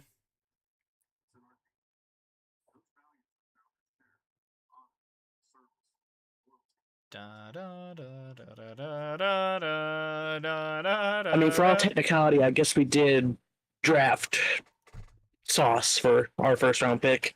I think he put out like something saying that somebody asked like what he thought about the Colts not having a first round pick, and he's like, "Bruh, I am the first round pick. I am the guy." He is a damn good cornerback, though. Sauce is good. Say Jalen Waddle is the Broncos' first round pick, and I don't foresee a world where they trade back or where they trade up into the first round for anything. If they do, though, it's going to be like Riley Moss and pick 62 to get back into the first round. Which, like, for the Broncos would not be the end of the world, because then, like, Jahdae gets playtime. As much as I love Riley Moss, it's like he's on an expiring contract, and even with the penalties, like, he will require a good amount of money to sign. And then, like, I really don't know. I doubt it, but, like, it is possible. 'Tis possible. All right, here we go. We're about to get the Saints pick. Here we go. Flashing to the stage. Here comes Goodell. And now we're going to sit here and wait. And wait. And wait some more. I know you love waiting. There is so much waiting in the draft. Just because now it's a made-for-TV event, which, like, okay. But, man, it's a lot of waiting. What do we got, Raji? What do we got, Mr. Goodell? Tell me. This has to be a weapon for Shuck here.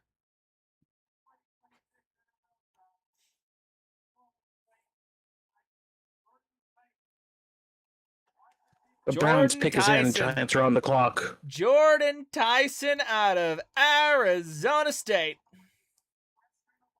Oh, boy. Let me find him on here. He's not even on the first page of this. Oh, boy. Or is he? Am I just blind? That is. Did I just not scroll far enough? I probably just didn't scroll far enough. Jordan Tyson, where have you gone, brother? You know what? I'm going to just search by wide receiver here. Why haven't I done So you want me to read his prospect analysis? Found him. There we go. Actually, yeah, you know what? If you want the lead on this one, go ahead. Jordan Tyson, wide receiver out of Arizona State, a redshirt junior. He's 6'2", 203 pounds. His prospect analysis from Lance, I don't know how to pronounce that last name. Running from Super Bowl XL MVP Hines Ward helped unlock Tyson's production and elevate his draft stock. He added size and improved his route running over the last 2 years, showing that he can align with all 3 receiving spots. He occasionally rushes the route, but has short area quickness, contested catch toughness to find chain-moving grabs in high-leverage moments. He is not a blazer, but has enough speed to work down the field. He also has ball skills and body control to win above the rim and with timing on 50-50 throws. Scouts say he puts the time to absorb knowledge and hone his craft. The history of injuries might explain his inconsistent competitiveness as a run blocker in 2025. The wiring, versatility, and efficient talent point to a wide receiver 1 ceiling. There we go.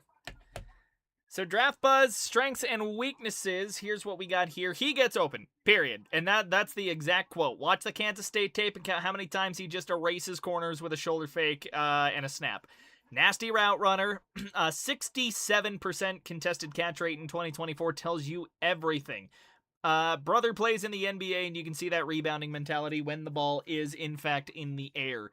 Tracks the deep ball like a center fielder. Hines Ward got his hands on the kid, and it shows, so that also tracks. Alignment flexibility is a plus. Guy can move around. Very cool. Show some dog when the game gets tight. 3 fourth-quarter touchdowns, 12 third-down conversions. Wants the ball when it counts. And then uses his offhand well along the sideline to create space and maintain his catch radius. So there is that. His weaknesses... medical red flags all over the place. Knee in 22, collarbone in 24, hamstring that is still lingering into the pre-draft process. Yeah, the team doctors are gonna have they're gonna tear him apart. Skip the combine and the pro day. So again, there is that. Leaving an April 17th private workout as his only testing data. Frame is fine, but not ideal at 200 pounds. Physical corners can basically knock him over. Rounds off some of his breaks at the top of routes instead of snapping them clean. Corners will jump on that. Had 12 drops in 22 and 24 combined. And time speed is just okay. 4.5 is not going to scare anybody. So that's what they like and dislike out of Mr. Jordan Tyson. And we are still waiting for the Browns pick. The Browns have picked a player. This Brown pick is going to be interesting. The Browns have, in fact, picked somebody. This will show, do they trust Shador, or are they going to leave Shador? True. Or are they going to put a rookie behind Shador for his replacement? Yeah, it's going to get wonky. It's going to get weird. It is going to get weird. And hey, if you're enjoying the stream, help us out. I've got Ender's Hoosier Sports Talk in the description if you want to go help him out. He's got some stuff he's working on. Over here, we're trying to hit that 440 sub mark. So if you want to help me out again, like, sub, hype if you're on mobile, if that's a thing you can do for live streams. And yeah, we're just waiting on Cleveland's pick now. The thing I've been working on that I've rewritten 3 different times now.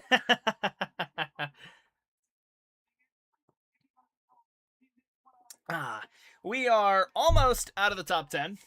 Browns pick is in at 9. That was Kansas City's original pick. And then we'll have the Giants again at 10, and then we get the Dolphins at 11 with their original draft pick. Of course, they do have Denver's pick at 30 as well at the back end of the draft. Or back end of the first round of the draft, I should say.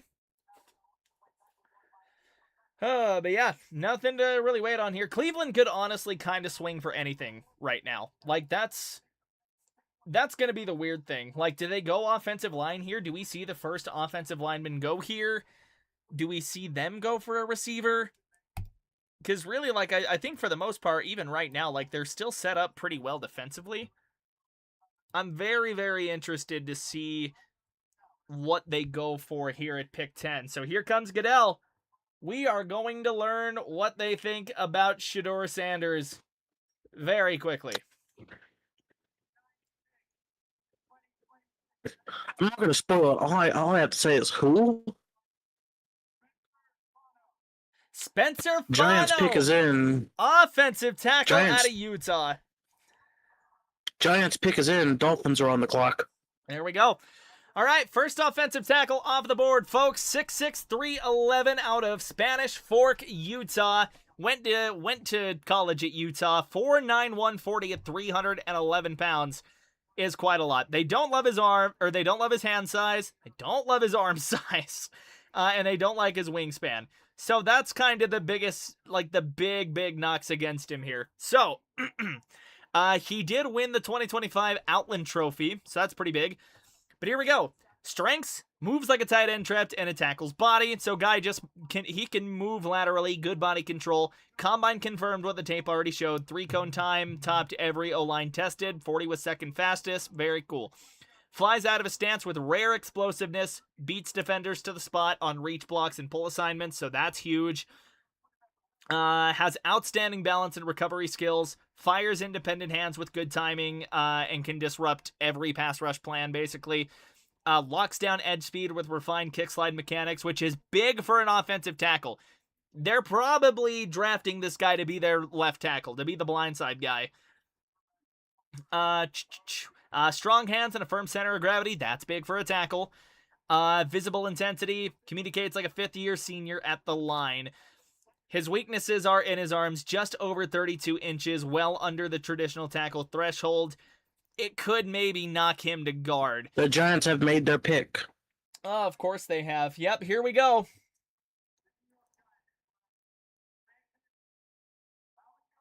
Francis Mauigoa. So another offensive lineman. All right, let me finish up the weaknesses here, and we will jump over. Pad level right's too high on drive blocks. Relies heavily on flash technique, and this is the previous pick, by the way. This is Fano. And he opens his outside half too quickly against speed rushers. That is the Spencer Fano strength and weakness. And now we got another offensive lineman to get to. That is Francis Mauigoa, tackle out of Miami. And here we go, 6'6" for the height there, 56th percentile, weight 329, so a little big. They don't love his arm length either at 33 1/4. So here we go, strength, built like a fridge with legs. I'm quoting here. Anchor is absolutely ridiculous. Bull rushers hit a brick wall, so that's huge. Hands arrive with bad intentions. Movement skills defy his size. Clocked at nearly 20 miles an hour with a 1.72 10-yard split. Run blocking carries a mean streak that shows up play after play. Double teams become destruction projects when he gets involved. Combo blocks are a big strength of his. Balance and body control allows him to recover from compromised positions. Dallas has traded up to pick number 11.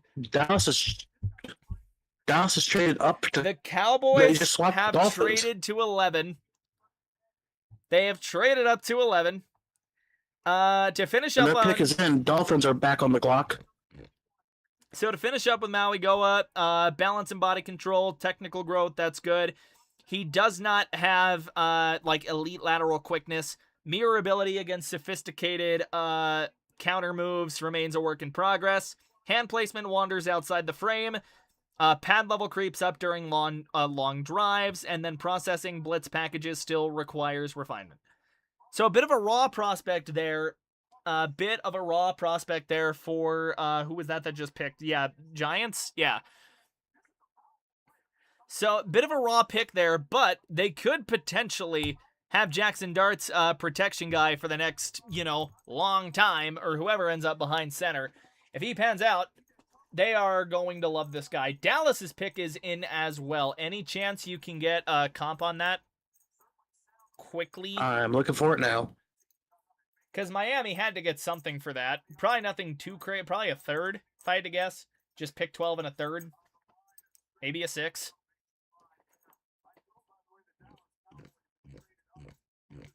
Yeah, Giants go pass rush. I think Reese was a pass rusher. They go Reese, and then they go Mauigoa. So there you go. Both your edges potentially secured now. That's big for New York. I'm not seeing anything yet. Heard that. I'm still waiting for it to come in.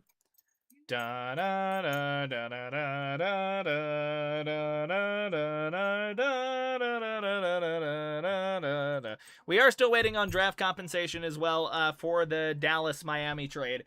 Miami only traded back one spot, but there's going to be comp for that one way or another. They are not going to straight up pick swap. I am very interested to see who Dallas goes with here, though. This will be interesting. Who could Dallas like? Is Jerry going to be senile? Jerry really wanted Paxton. Oh, here we go. Oh, wow. Okay, so Cowboys get number 11, Dolphins get 12, 177, Jesus. and 180. Why? Damn. That's a terrible trade. Those aren't like for the Dolphins or for the Cowboys. Cowboys get number 11, Dolphins get number 12, 177, and number 180. Yep. What are those, like late round? No, those are like round. That's like 2 fifth-rounders. Yeah, but why? Interesting.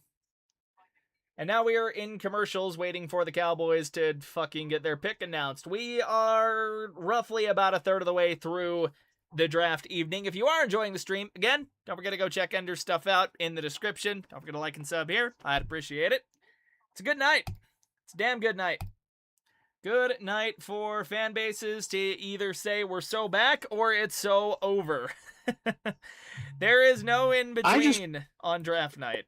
I want to know what Jerry was smoking to say, you know what, we're going to go up one trade spot and give them 3 different picks.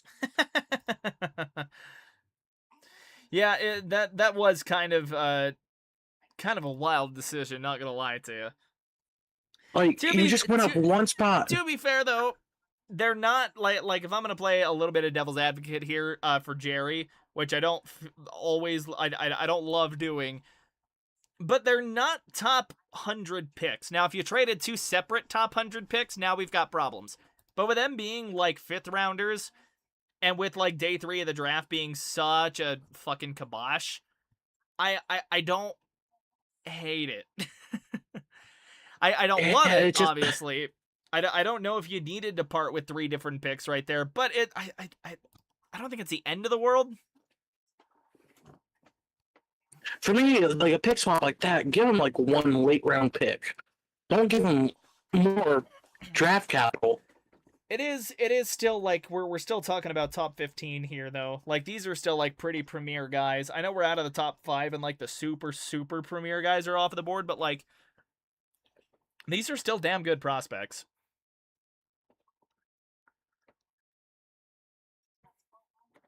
Yeah, but who did the Cowboys want so badly that they traded up 1 spot?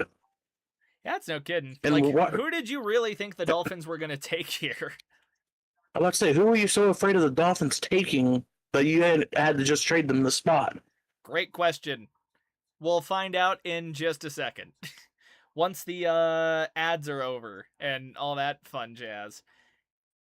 Gives the once Dolphins our financial overlords have decided they are done shoving advertisements down our throats. Yeah, once the corporate sponsors have decided, all right, they've seen enough. They've bought enough. Buy, sell, buy. Consume. Oh, yes, Burger King ad. Okay, go ahead on. Mego, go ahead on. Go ahead on. Yeah, that's a wild trade. The only thing I am questioning so far is maybe Fano, because it feels like Browns could have used a target for Shador. They have another 1st-round pick in the holster, though. That is a pick. Here we go. No spoils. Who did Jerry decide on? Caleb Downs fell this far. First-rated prospect on here finally gets picked at 11. Goodness gracious.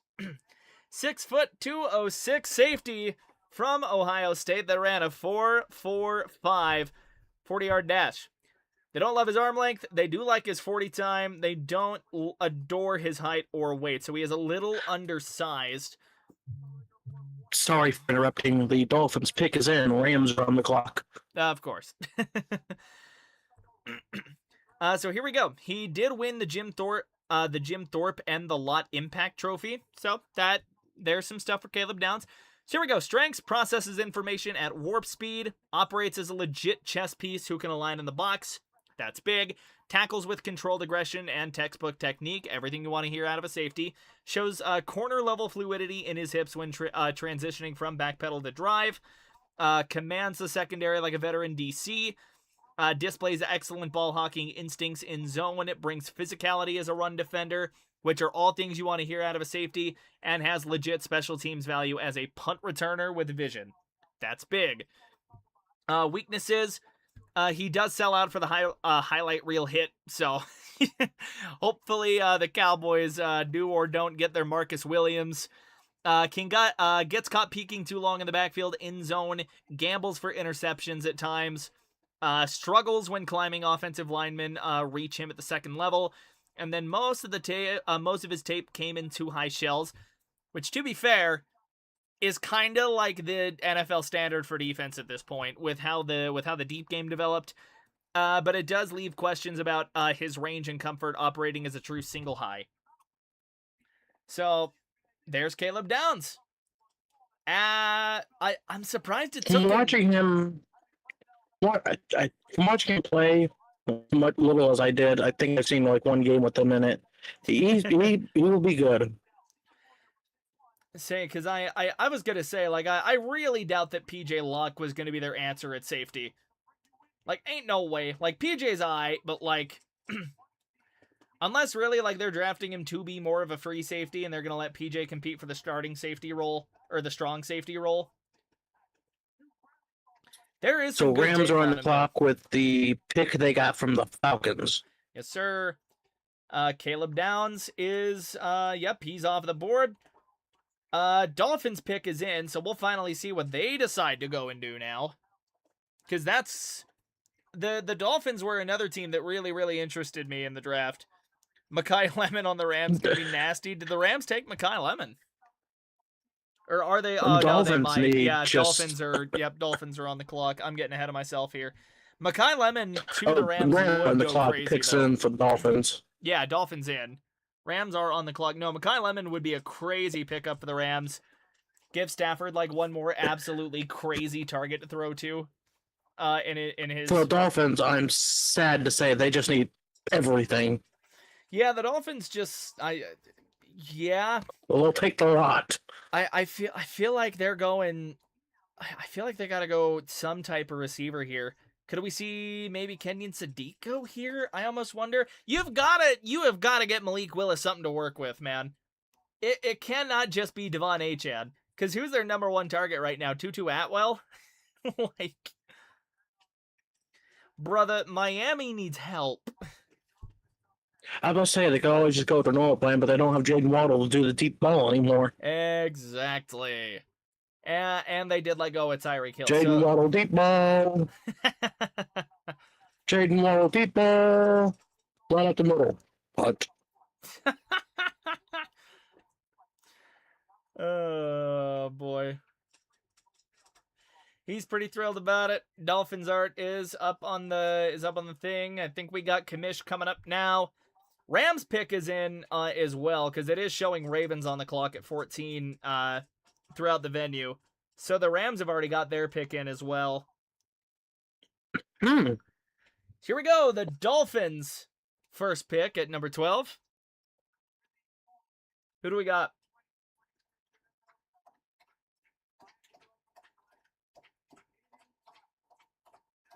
I don't hate that. Caden Parker is not a bad pick. You will never hear me bitch a team out for taking offensive line help. All right, Caden Proctor is the latest guy off the board from Alabama. And again, you will never hear me rip a team for taking a guy to protect their quarterback here. Let me go find him in the list. Here we go. I know you just said it. The Rams pick is in. Ravens are on the clock. Tis. So, Caden Proctor, 6'7", 352. He ran a 5:21 40-yard dash, so not exactly fast. A 4.78 shuttle, 1.84 10-yard split. They love his broad jump. What else? They're okay with his 3-cone. Don't love his arms. Don't love his wingspan. Don't love his hands. So here we go. He is a unit. Yeah. His strengths, so the combine confirmed the profile, 32.5-inch vertical and 109-inch broad jump at 352 pounds are historic. Anchor is the best trait on the tape. Once he sinks and plants, bull rushers go nowhere. Strong initial punch that can knock defenders off a run plan. Gap and power run blocking is where he shines. Walls off edge defenders effectively when he cannot get push, which is huge. Moves well enough in space to reach linebackers and get out in front when pulling. Plays with a finisher mentality. 3 years starting at left tackle in the SEC with a 0 pressure game against Georgia as his best showing. Weaknesses. Pass blocking technique is too inconsistent for a 3-year starter, beaten inside far too often. Lateral redirect is his most exploitable issue. Once committed to a direction, his mass works against him on counters. Feet get too narrow or cross when under pressure. Kills your base. Trust me, I played offensive line in high school. Arms measured short for a tackle. That's kind of become a common theme so far. Zone blocking looks shaky on tape. Poor angles to second level, loses track of linebackers. They do say that weight management is a real concern. Touched 370 during the season and needed coaching motivation to slim down. And he allowed 5 pressures in week 1 before the weight dropped, raising questions about conditioning at his size. So there's your big strengths and weaknesses with Caden Proctor. Man, I mean, 3 years of blocking in the SEC can get you ready for the NFL, but it can only get you so far. So now the Rams pick is already in, so we have a little bit of fanfare going on. Of course, doing the whole jersey, the pictures, they'll have him sign his little football card, all that cool stuff like that. And again, man, we're having a good night. It's a good draft night. I'm having a good time here. Ender, I hope you are too, my guy. I am having fun. They are having the time of their lives. Sorry, I was doing the Sergio dip. We are Vance Joseph. We are having the time of our lives. Next commercial break. I may run my dog outside when we hit our next commercial break. So if anything ends up happening, the entertainment will be left to you for a slightly more extended period of time. Here goes the subscriber count again. Oh no, we're gonna go into the negatives. Oh no. We're hitting negative subscriber counts, sir. The dead are subscribing now. Ugh. I am now in debt to YouTube when it comes to subscribers. Ty Simpson's sitting in the green room right now. He's just laughing with everybody. I wonder if he knows he might not go first round here. He probably does. I genuinely wonder, like, who would bite. Okay, commercial break. I will be back. Rams pick is in. Baltimore's pick is probably in as well. Maybe not. And then it'll be Tampa Bay afterwards, barring a trade. I will return shortly.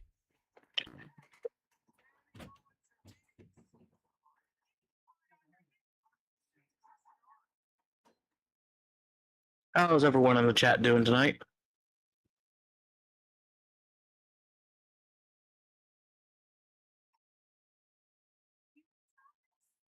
If they're just tuning in, I'm going to go ahead and recap the draft for us so far. Pick number 1 from the Raiders, Fernando Mendoza, quarterback out of Indiana. Number 2 was David Bailey, an edge from Texas Tech. Number 3 was Jeremiah Love, a running back for Notre Dame. Number 4 was Carnell Tate, a wide receiver from Ohio State. 5 was Averell Reese, edge from Ohio State. 6 was Mansour Delane, a cornerback from LSU. 7 was Sonny Styles, a linebacker from Ohio State. 8 was Jordan Tyson, a wide receiver from Arizona State. Number 9, Spencer Fano, offensive tackle from Utah. 10, Francis. I'm not going to try to pronounce that. Offensive tackle from Miami. Number 11 was Caleb Downs, a safety from Ohio State. Number 12 was Caden Proctor, an OT from Alabama. So far, no real surprises. I think the one pick I'm questionable on is Fano. But again, it's the Browns. Currently, the Rams pick is in. Ravens are on the clock, and I imagine as soon as the Ravens get their pick out, the Rams get their pick out, the Ravens will have their pick in. So this Rams pick came from the Atlanta Falcons.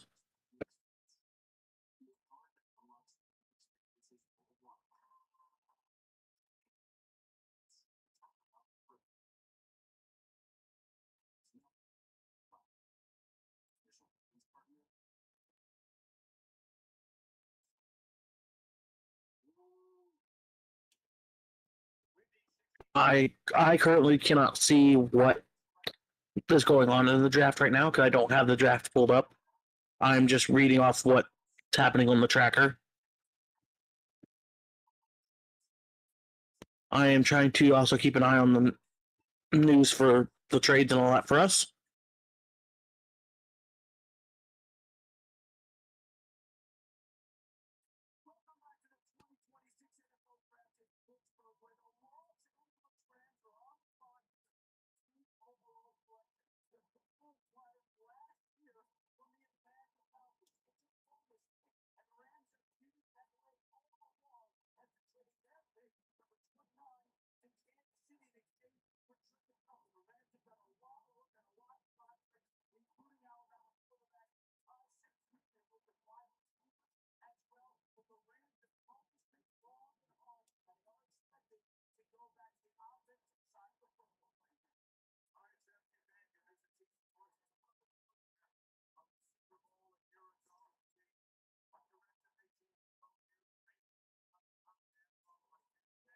This is probably just off topic. If you are in Enid, Oklahoma, please be safe. There's a tornado emergency for that area, so please be safe. And with the 13th pick, Rams take Ty Simpson, quarterback from Alabama. And the chaos has begun. Ravens pick is in. Buccaneers are on the clock. So again, with the 13th pick of the NFL draft, the Los Angeles Rams have selected Ty Simpson, quarterback, Alabama. Ty Simpson, 6'1", 211 pounds. Former five-star prospect who waited his turn at Alabama, raised his profile in a single season as a Tide starter. Simpson is mechanically sound from a footwork and release perspective, providing a favorable foundation to work from. He is above average as a processor and decision maker, but timing and anticipation remains works in progress. Arm talent and velocity are average, which limits success. Wow. So that is a hell of a pick coming out of the Rams. Wow. So the Rams are desperate. No, that confirms that this is Matt Stafford's last season. Holy shit. Also, I want to give another, I know this is off topic, but this is serious. If you are in Enid, Oklahoma, please be safe. There's a tornado emergency in that area, so the thoughts are up to you guys. Damn, tornado warning in Enid? Tornado emergency. Oh, emergency. That's not good. Yeah, no, stay safe if you're out there, man. Genuinely. Holy. What a pick, man. I came back and just saw Ty Simpson on the screen, and I'm like, holy shit. Ty Simpson is not a pick I thought the quarterbacks, the Rams are going for. I could agree with that. I I really thought the Rams might go wide out here. That's what I thought, because they didn't need a quarterback unless they're that desperate. I just think that confirms that it's Stafford's last year. Yeah, were they that low on Stafford that they had to get Simpson in? That's a hell of a pick, man. I really though, like, you do got to think about it. He is going to sit behind Matt Stafford for a year. We're not going to see him at all until 2027. In an ideal world for the Rams, we either don't see him until like week 17 or week 18, or next season. Like genuinely, like, the Rams are playing for the future here, and Ty Simpson gets to learn under Sean McVay. If Sean McVay can revive Baker Mayfield from rock bottom, I'm willing to bet he's going to turn Ty Simpson into a pretty decent quarterback at the very least. I don't know. One person I'm surprised dropping so far is Ruben Bain. Yeah, that's no kidding. I don't know, chat. What do we think about Ty Simpson, man? That's wild. Ty Simpson going 11 or going 13, excuse me. I did not have that on my draft night bingo card. That is, I did not either. Bonkers. I will go ahead and just read off some stats about Ty Simpson. Ty Simpson is 6'2", 208 pounds. Okay.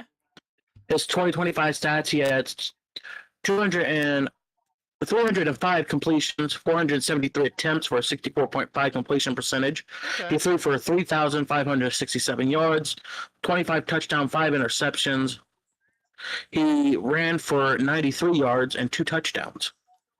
Weren't fumbles kind of like one of his bigger problems? Like, wasn't that something he got knocked on? I gotta pull him up real quick. Hang on a sec. Don't. You see, what sucks about ESPN is they don't show a fumble stat for quarterbacks. Where is Ty Simpson? It'll show up in his weaknesses if I find him. I did not have. Okay, no, not necessarily. Okay, so Simpson, his strengths, works well through his progressions at NFL speed, clean, respectable mechanics, pre-snap operator who communicates protections at an NFL level, climbs the pocket with eyes up, that's big, drops the ball in over linebackers when the window calls for it, athletic enough on bootlegs and read option keepers to move the launch point, 4 years in the program, earned 2 degrees, and served as a captain. That is big. And then took a team with a poor run game to the SEC title game in his first year starting. Penn State's pick has been in. It's probably going to be announced soon. Yep, Ravens are on the clock. Or they're at the podium with the Ravens pick, so here we go. Buccaneers pick is in. Jets are on the clock. Oh no. Wow. I cannot pronounce that. Olai Vega, Ion, I think. Ioane? I'm assuming guard Penn State. Damn. Guard. I think it is from Penn State. Okay, basically, to sum up the weaknesses of real quick, a Ty Simpson. Case Keenum build. Arm strength is more functional than special. Ball placement is a little inconsistent. Moves off reads faster than he should. Lost confidence in 2025 and stopped pulling the trigger. Holds the ball too long. Took bad sacks and fumbled 7 times. And just 15 career starts. Not to be mean to Simpson here. The Simpsons, unfortunately, his college career is going to be known for his 2 big losses, which was in the SEC championship and the playoffs. Yeah. Which he lost in the SEC championship to Georgia 28-7, and then proceeded to lose in the playoffs to Indiana 38-3. Yeah, tough. But to be fair, he only did play half the game of IU because he broke his ribs. Oy. All right, so here we go. Ioane. He is a guard. Very much a guard. 6'4", 320. Ran a 5'3", 5'40. So here we go. His strengths. Pass pro is his calling card. It translates immediately to Sundays. 0 sacks, 0 hits, only 4 hurries across 613 snaps last year. Tells you everything about his ability in pass pro. Sets anchors like he's got roots in the turf. His grip strength borders on unfair. Reads stunts and games at an advanced level. Buck's pick is in too. We got to go quick. Shoe and short sets effectively to establish inside-out leverage. Built like a fortress at 330 pounds. Creates genuine displacement on base blocks and double teams, and remarkably clean with the flags to fight the physical, or despite the physical style. Weaknesses for him. Run blocking lacks consistency of his pass pro. Lateral quickness is below average. Shows against twitchy 3-techs. Pad level pops up too quickly after initial contact. Struggles as a move blocker when asked to reach the perimeter. And his hand timing remains a little inconsistent is what they're saying. And I apparently did not need to hurry that bad because we are in commercials before Tampa's pick. So, from Adam Schaffer, the Rams actually contacted Matt Stafford to inform them that they were going to select Ty Simpson. Damn. Not shocked, though. That feels disrespectful. Not usually, like, I feel like it's more disrespectful to not tell your guy that you're taking a guy. Like, I guess, to be fair, having Simpson behind Stafford be good for him. And in Sean McVay's system, come on. Come on. But the problem is seeing Ty Simpson play, since I watched college football, he doesn't seem to be good in the spotlight of big games. That's going to be something the Rams figure out, or find out, I guess. That's... To be fair as well, again, the kid's only got 15 career college starts. Like, yeah, to be fair, the injuries, I think, were what killed him in his stats mostly. Some of it potentially, right. Yeah, man, that's... I'm still stuck on that Ty Simpson pick. The Ioane pick, though, was a good pickup for the Ravens. Though, I do feel pretty solidly that they're gonna have like just one of those interior guards for the next half decade. Like that's pretty big for the Ravens. We got two RA teams back to back. I'm getting my tongue twisted, all that fun jazz. I'm tired, which doesn't help, but we're here. We're chilling. It's been a hell of a draft night. If you have enjoyed yourself with us, don't forget to like and sub. Helps us out. All that good stuff.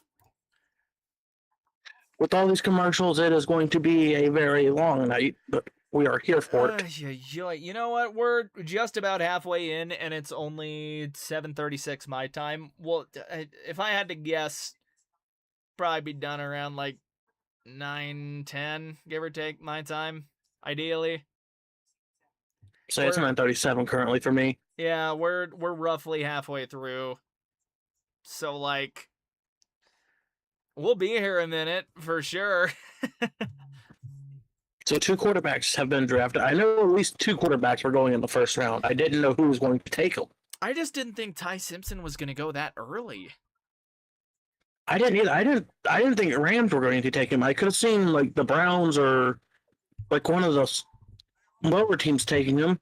The teams that needed a quarterback. Maybe. Honestly, with Ty Simpson being gone, though, I could low-key see the Jets trading back. Because there is not another first-round quarterback, like, worthy quarterback left. Not really, anyways. Ruben Bain's still on the board, which is crazy. Kenyon Sadiq we expected to be at around this point. Because I know us Broncos fans before the Waddle trade were saying, like, okay, what do we got to trade to get up to, like, 20 and keep Kansas City from getting Sadiq's ass? Quick question. What do you use for your, prospecting stuff? NFLDraftBuzz.com. Thank you. Oh, man. Here we go. Tampa's pick is in, and we are getting to the podium. This will be interesting. I think it's probably somewhere on the defense for Tampa. Secondary, maybe? I think Price is still up there.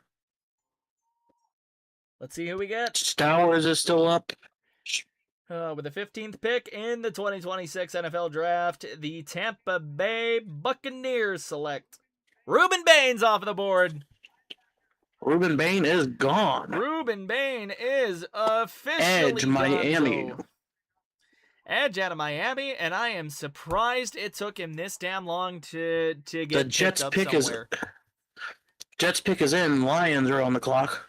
Looking at a 6'2", 263 edge rusher that ran a 4.72. That's a solid frame and good athleticism. Let's talk about him. Strengths. First step quickness, real separator. He is moving before tackles can even get their hands set. Initial punch, lands with force, converts speed to power naturally. Takes tight angles around the edge and gets his shoulder down without drifting, kind of like the way Von Miller used to in his prime. That's good.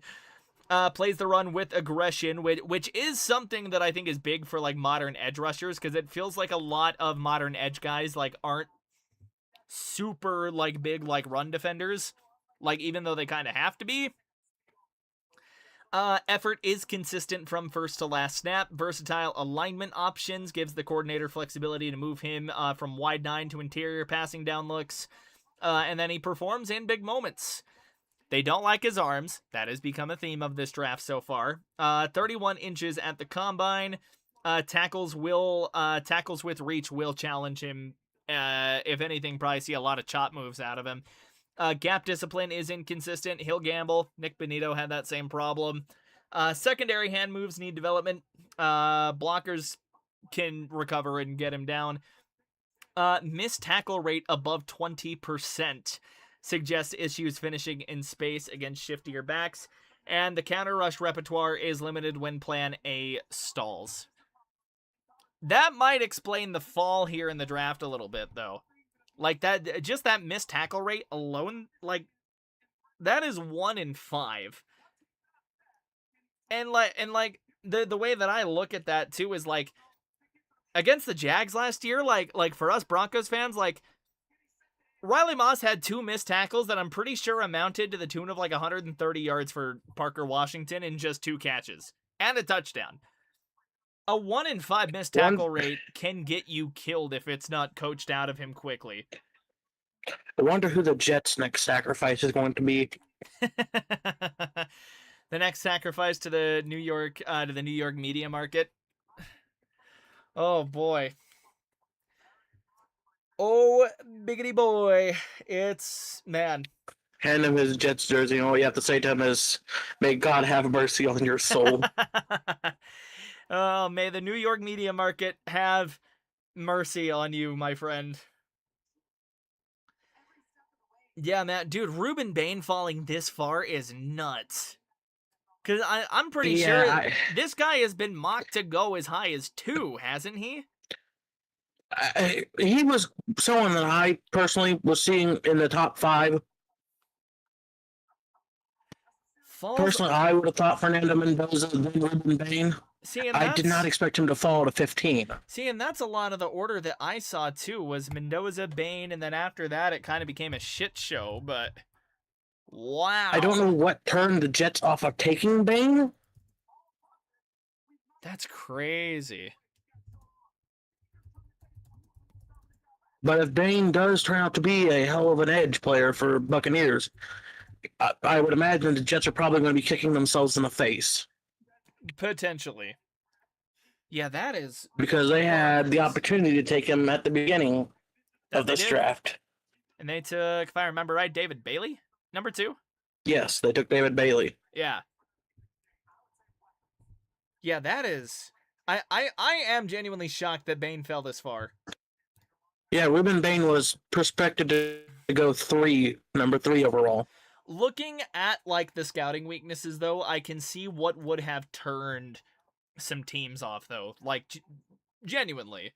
Like, that 20% missed tackle rate is big. All right, here we go.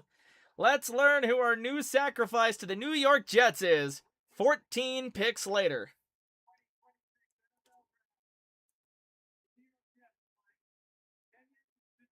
Kenyon Sadiq is off the board. Tight end from Oregon. Yeah, the consensus number 1 tight end in the class. I could pull him up if you want me to. I got him clicked up, but hell, if you want the lead on this one, go right ahead. Sure, no, I got NFL draft buzz. Say, I need Kenyon a slight rest on my voice anyways. Kenyon Sadiq is a tight end out of Oregon. He is 6'3", 241 pounds from Idaho Falls. Give me just a minute. I'm still learning how to work this site. All good.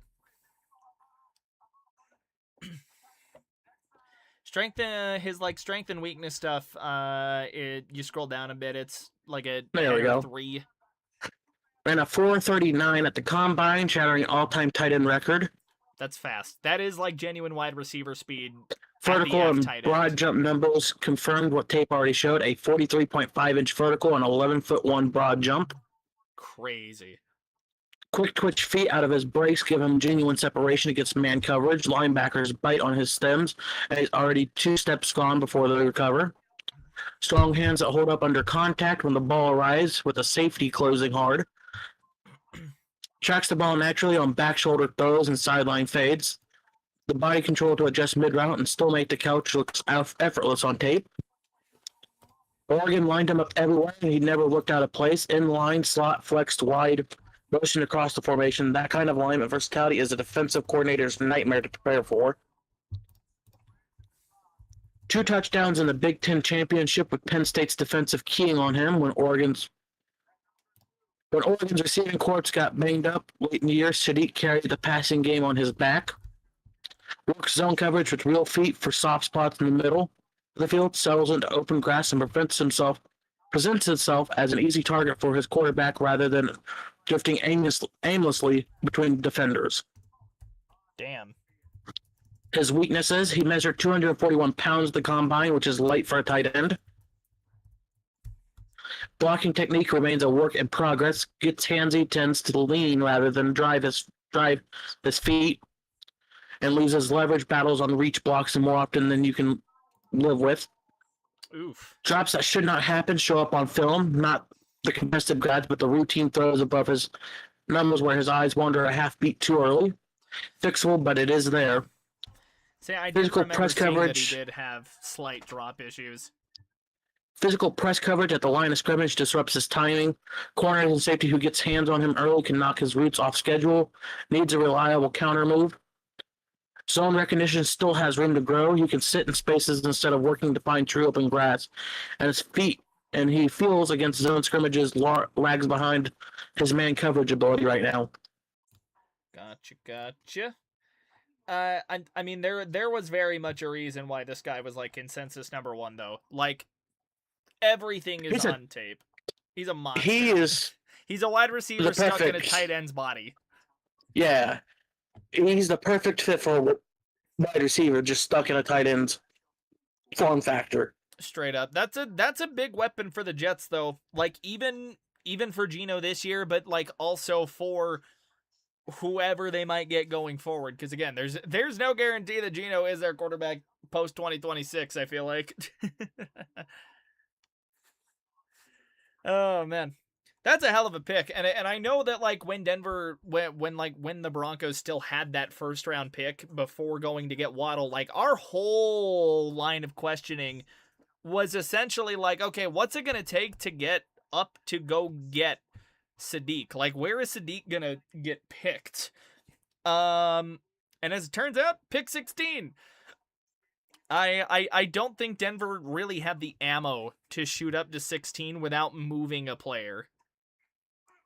Like, that probably would have been what got Riley Moss traded.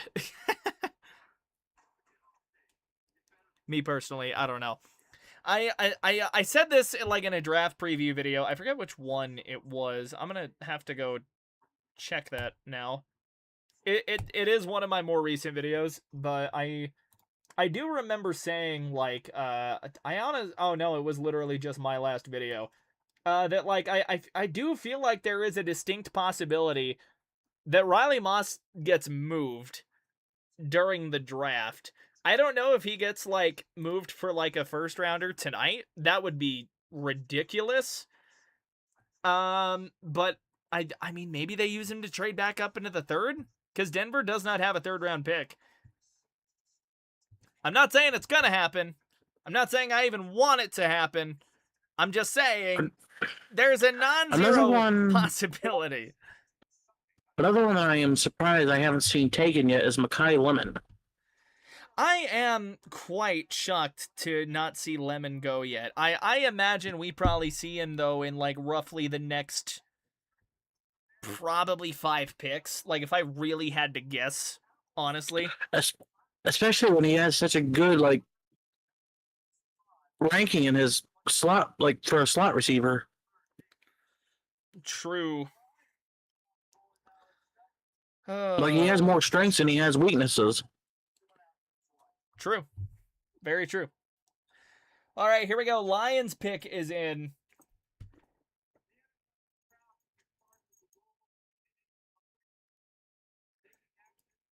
We got a Make-A-Wish pick. I remember Denver had a Make-A-Wish pick 10 years ago to the day. Well, not to the day, but to the event anyways. And that pick was Paxton Lynch, quarterback out of Memphis. He still plays football, by the way. Like a super, super minor league, but like he plays minor league football in Colorado. That's kind of neat. I really am convinced that the NFL should have a minor league, like a proper minor league. Maybe not like as expansive as baseball's minor league, but like you drum up interest for like some of these lower leagues. But here we go. Your camera is desynced from your voice. I don't know how Discord has done that.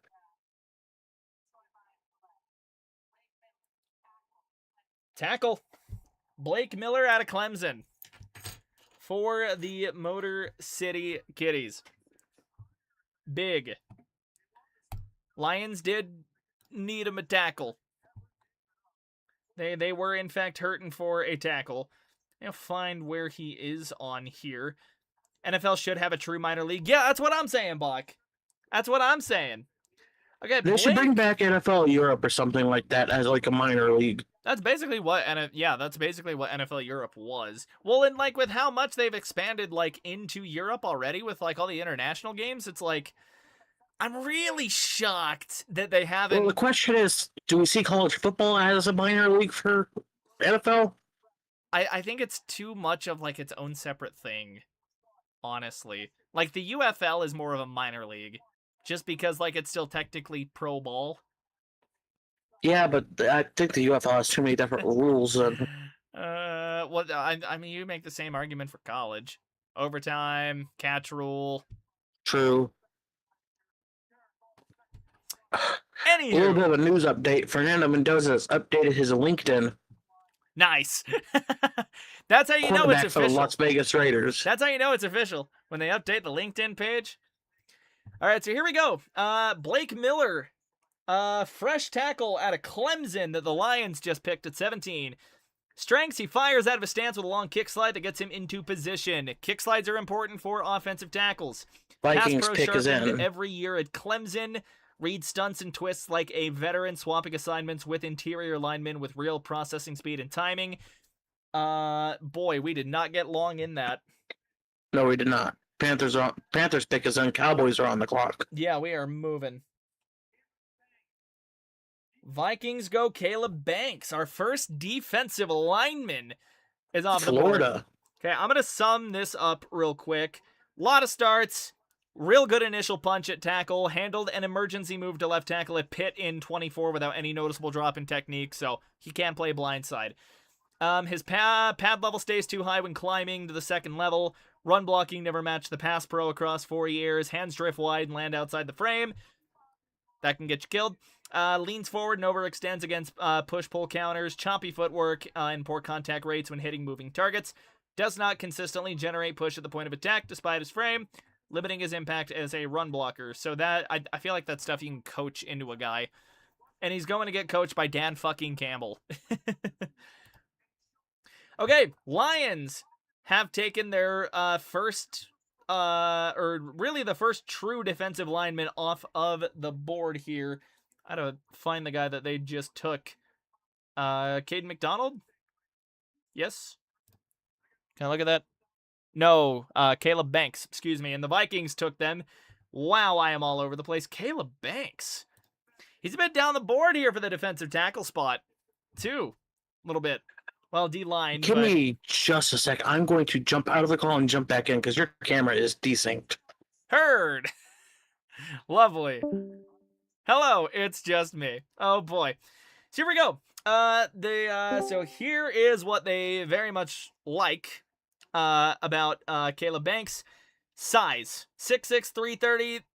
The guy is a walking wall. First step quickness defies what you would expect from a guy that big. Lined up everywhere from nose to wide 9, which gives you a lot of versatility. That is a that's a front 4 chess piece that you really can't pass up on, especially here. Heavy hands that jolt O lineman is big, and again, combined with his frame, that's going to get him places. Natural power at the point of attack. Motor runs hot, especially from a massive interior defensive lineman. They did like the Senior Bowl week, showed the developments scouts were hoping to see, and his step fake and slap combination creates real pressure opportunities.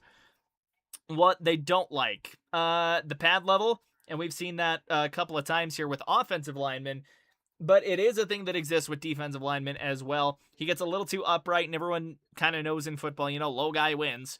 He gets a little too high when he gets fatigued. We have a pick trade. We have a trade. The Cowboys have traded their pick to the Eagles. That's crazy. What? So the pick that the Packers gave the Cowboys have now gave the Eagles. Wow. Oh, wow. I am waiting for the draft. There's going to be an in-division premium for that. Okay, real quick. What else did they not like? Let's see. Pass rush toolbox needs expansion. Tackling technique is going to frustrate coaches. Too many arm tackles and poor finishing angles. Production has been inconsistent for a player with this much natural ability. Processing can be a bit slow against misdirection and screens. And recurring foot issues are a real medical red flag. So, as we've said many times, there's your strengths and concerns. We are waiting for commercials. We'll get the Panthers pick at 19. And again, the Eagles have traded with Dallas. Eagle receives number 20. Dallas receives 23, 114, and 137. 114 and 137. What is that? Late 4, early 5 on the back end? I believe so. Late 4, early. The fact that they did not charge a second-round pick to a fucking division rival is wild. But they kind of get their picks back from the Dolphins trade. Maybe Jerry's playing. Well, you are lighting up, and nothing is coming out for sound, my boy. 114 is a late 4th round pick. Late 4. And what was the other number I said? Is it a late 4 or is that like a mid 4? 130. That is a late 4. Okay. And then what was the other one? Actually, a mid 4. What was the other one? Like 137. 137. Yeah. Okay. So that's like late 4, early 5. Yeah, that would be a very late 4 and a early 4, middle 4. That's not bad. Actually, you know what? That's not terrible. Did Jerry do it good? Probably not. Probably not. This is going to be fun to see, though. I was really intrigued to see where Carolina would go with their pick here. This could be absolute fucking zonkers. The pick is in. They should be announcing it. They are. Ooh.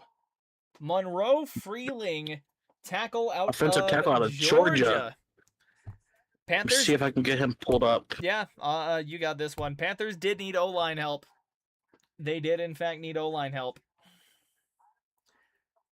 Okay, so they haven't even announced the trade on the broadcast yet either, so that came through pretty soon before anything. Monroe Freeling, he is 6'7", 315 pounds, from Georgia. Ladies and gentlemen, I'm sorry for this travesty you've just seen on this broadcast.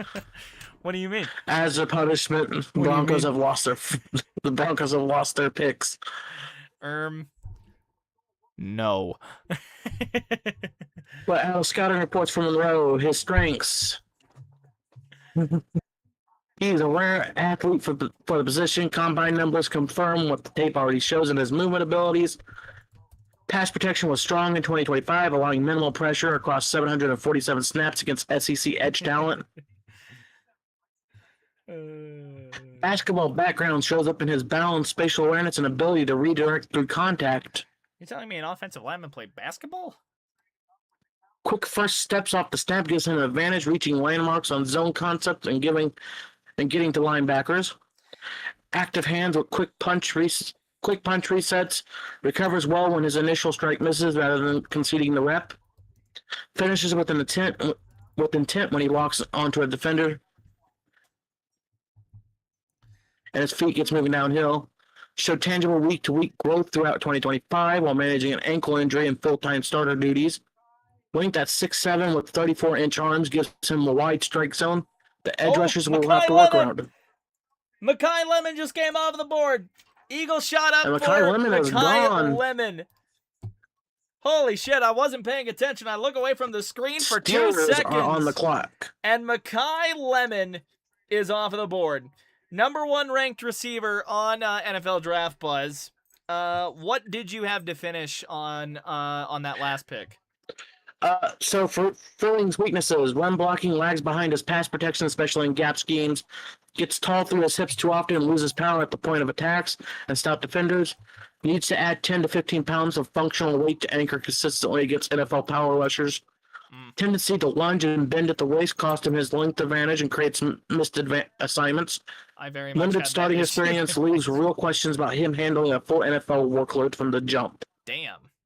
All right, Mekhi Lemon, on the other hand, wide receiver, was the top-ranked receiver on NFL Draft Buzz. Eagles trade up for him, give up basically, like, what was it, like 2 mid to late 4s, or like a mid 4 and a 5, early 5, and pick 23. So here we go. Strengths, understands leverage at the line better than some NFL vets. Hands are stupid good. That's a quote. 3 drops on 175 targets over 2 seasons. Wins jump balls he has no business winning at 5'11", went 10-for-15 on contested catches as a junior. Once he gets rolling, good luck staying with him through his cuts, snaps off breaks without losing speed, and stacks corners who bite on his stems. Finds a soft spot in zone like he's reading the coverage from the press box. 2 feet drag near the sideline is automatic. Ball tracking in the air is a real separator, and blocks with intent, not just effort. Weaknesses. First step is good, not great. Builds to top speed rather than exploding. Size. 5'11" with a smaller catch radius. Quarterbacks have tighter windows to work with than they would throwing to somebody that is 6'2". After long arm press corners will challenge him more than anything he saw in the Big Ten. After the catch, he is competitive but not dynamic. You're not getting a guy who turns short completions into 20 yards on a regular basis. And sometimes rushes the double moves. Patience to let the first stem sell before attacking the second isn't always there when he senses coverage closing. Guy's probably going to be a damn good slot receiver. Like, come on. Most definitely.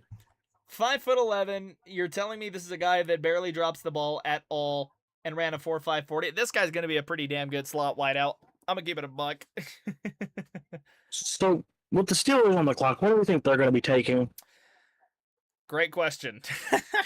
Or do they take a quarterback? And if so, who out of this draft class do they take? They're not taking a quarterback here. That's for damn sure. If anyone, maybe they go Nussmeier round 2, round 3 maybe. Steelers pick is in. Chargers are on the clock. Oh boy, I wonder how the Chargers are going to fuck this up. Not really. The Chargers are like okay at drafting, and then it's just like it falls apart somehow. I'm sitting here like, I'd like to get in on the draft party too, if only my team had a first-round pick. Oh, we're just here for the love of the game, buddy. Neither of the horse teams have a first-rounder. We used ours on Jalen Waddle. We could really use a first-round pick to patch up our defense. Ballard.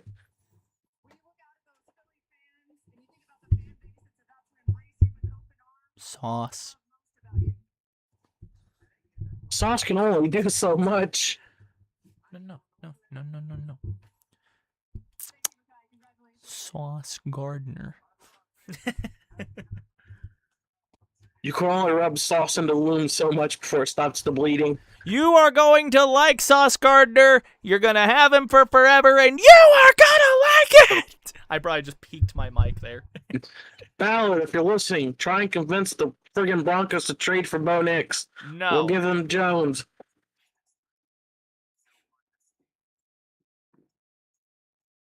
We can reverse this curse, Ballard. No. If anything, you'll curse Bo. As long as Chris Ballard's the GM of that team, you will not have a quarterback go unscathed. Bo just touches a fucking Colts jersey and withers up. Probably. Bo touches a fucking Colts jersey and just next day retires. Oh, Lord. Because he's lost his love for the game. Boo Chargers, I agree, Bok Choy. I agree. Boo Chargers. Boo. Chargers bad. I think the Colts recently picked up one of the Chargers retired players. I can't remember who it was, though. Oh? Yes. Drone shot over the draft. It did the black screen like they were going to commercial, and then it just flashed to another camera angle. What are we doing here, gentlemen? Yeah, as of April 14th, Indianapolis Colts have signed former Los Angeles Chargers safety Nasir Adderley Oh, Nasir out of Adderley. retirement. I feel like Nasir Retired in Adderley... 2022. Oh, wow. Oh, so he's been out for a few years. Announced his intention to return to the NFL earlier this year. What is it with the Colts and signing retirees? Good question. Especially retired Chargers. True. Like, at least Phillip Rivers had played for you guys for a year.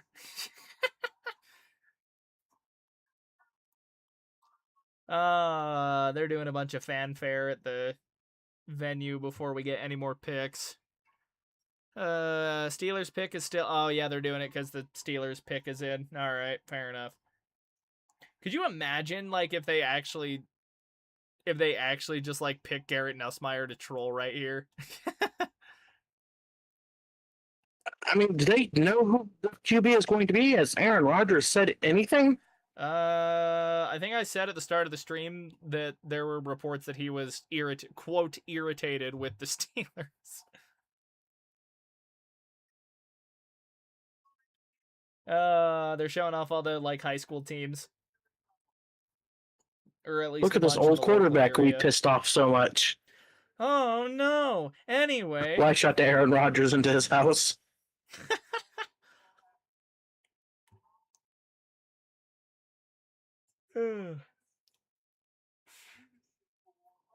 If Aaron Rodgers does leave the Steelers, where do we see him ending up? Do we see him retiring or going somewhere else? He's going to a fucking permanent darkness retreat. That guy's probably gonna be sipping ayahuasca on the nightly, chilling in his fucking pitch black house. They should be announcing their pick soon. They're working on it. That is a hell of a last name. What? Is that going to be an offensive lineman then?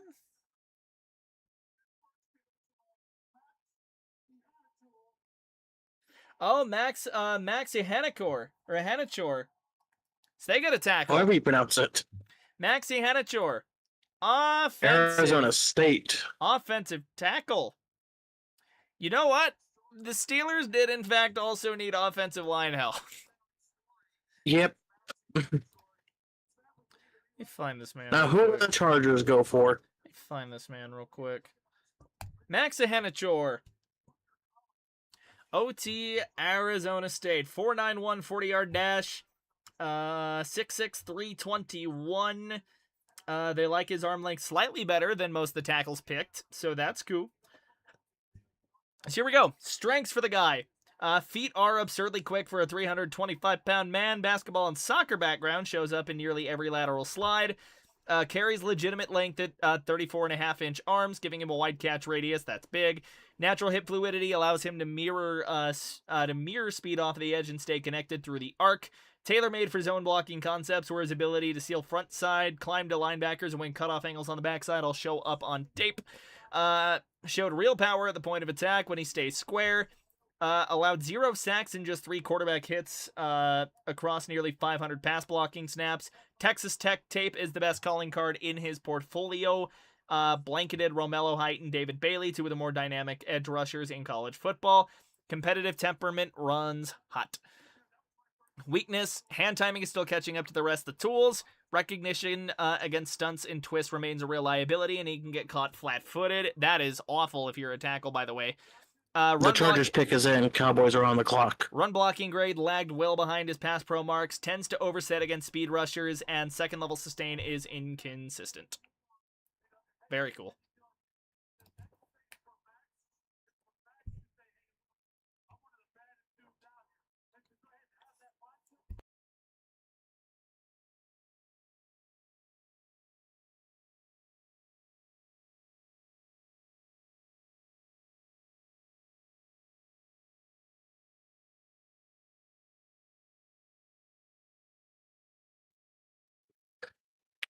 So I wonder who Pittsburgh is going to be starting quarterback.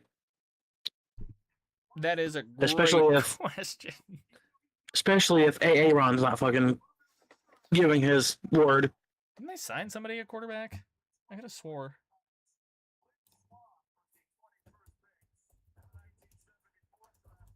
I think they have Will Howard as a backup, Mason if I'm not mistaken. Will Howard. So, there we go.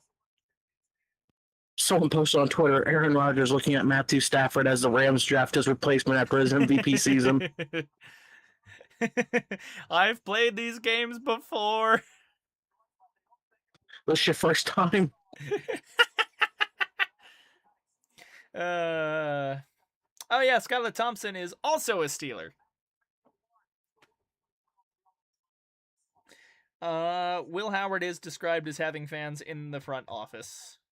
So I feel like that sets him up better to be the starter if Aaron decides he wants to go to the permanent darkness retreat of NFL retirement. All right, here we go. No, Aaron Rodgers, you can't do it anymore. All right, Kamish is up with the Chargers pick.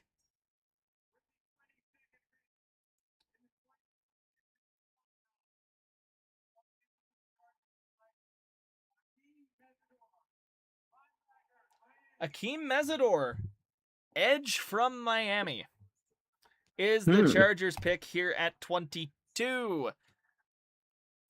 That is kind of interesting. I do feel like the Chargers are still set up pretty well on the edge, but you can never have enough edge rushers, honestly. Yeah, this is a defensive-heavy draft so far. Very, very defensive-heavy.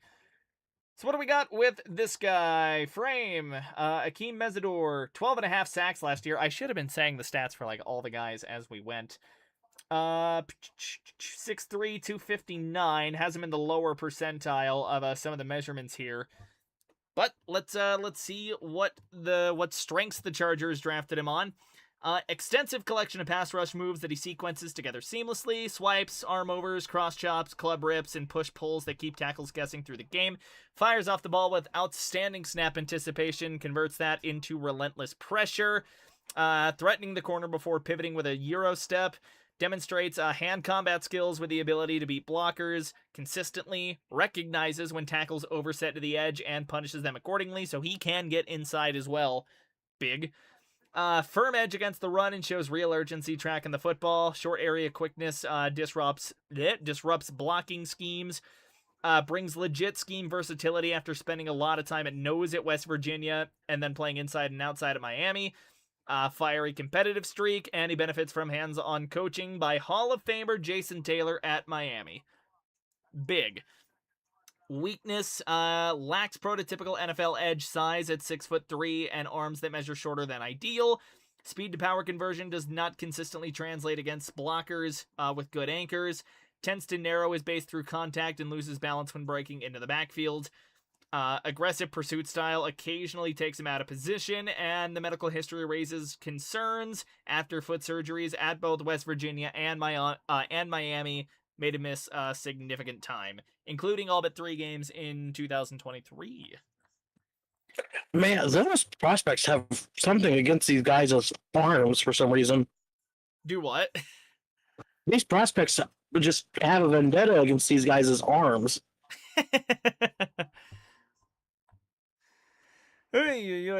I'm gonna run to the pisser real quick. All right. We are in a commercial break, so we're not missing a whole lot. Anywho. All right. You go lay down. Hey, go lay down. We're not going. We just went.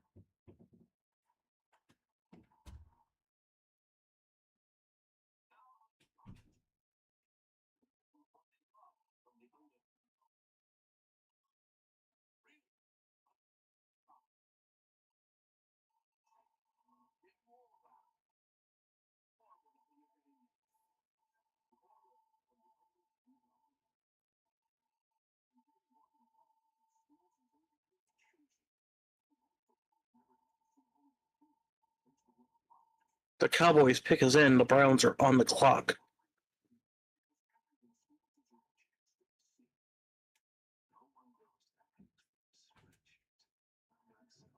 Love you, kiddo.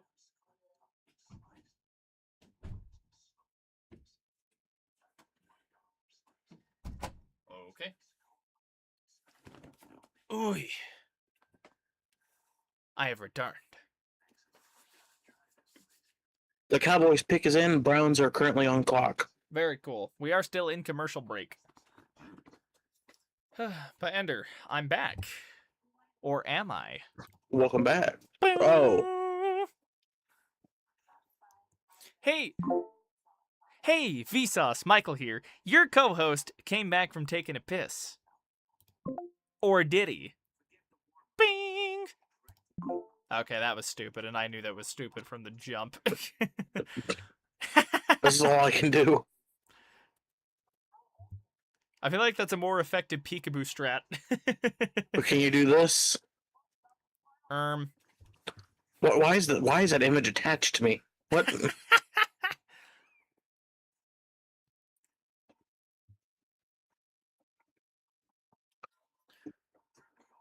But here's the real question, Ender.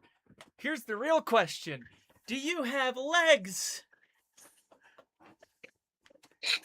Hey, that's ableist. I'm just a PNG after all. You're a floating head. I have shoulders. And part of a tie. And part of a tie. And part of a tie. I'm pretty sure the Packers and Cowboys participated in one of those. Potentially. I could be wrong. I think me showing my feet on cam turned off like every possible viewer I had. Sounds like I'm not starting an OnlyFans. If that's what happens when I have socks on, then I fucking shudder to imagine what would happen if I tried to make an OnlyFans.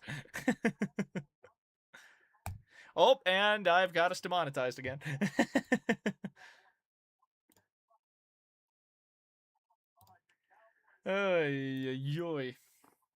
Okay, Cowboys' second pick is in, ladies and gentlemen.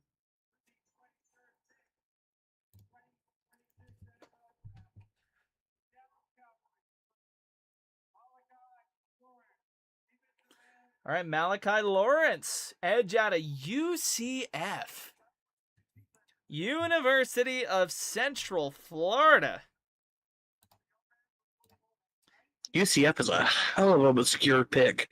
I'm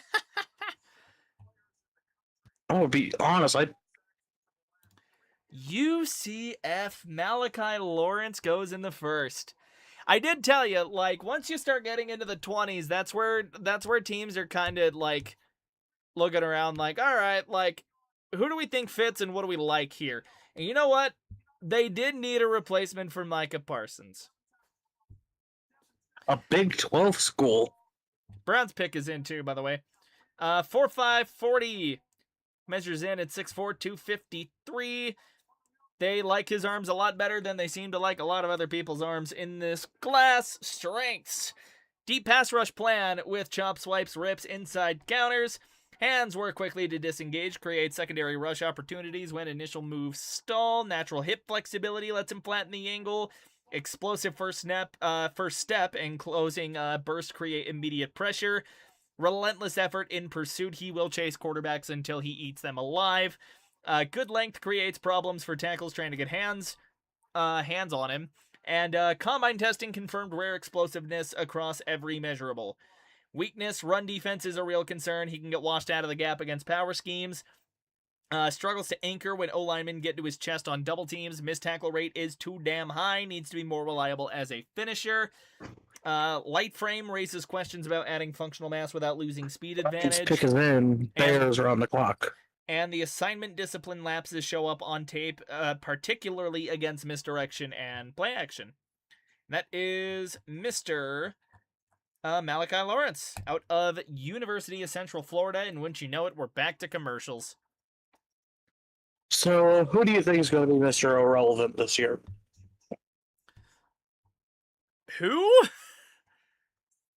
Who do you think is going to be Mr. Irrelevant? Mr. Irrelevant. Oh boy. The very last pick. You're asking me some loaded questions.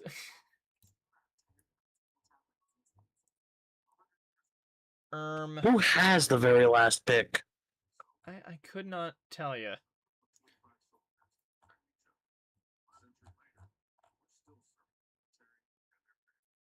The Broncos have the very last pick. We have the very last pick. You have the last two picks. I have an idea. Our Mr. Irrelevant selection is going to be... Let's see here. It's going to be Matthew Sluka at a James Madison quarterback. Damn. Already drafted Bo's replacement. Nah, drafting Stiddy's replacement.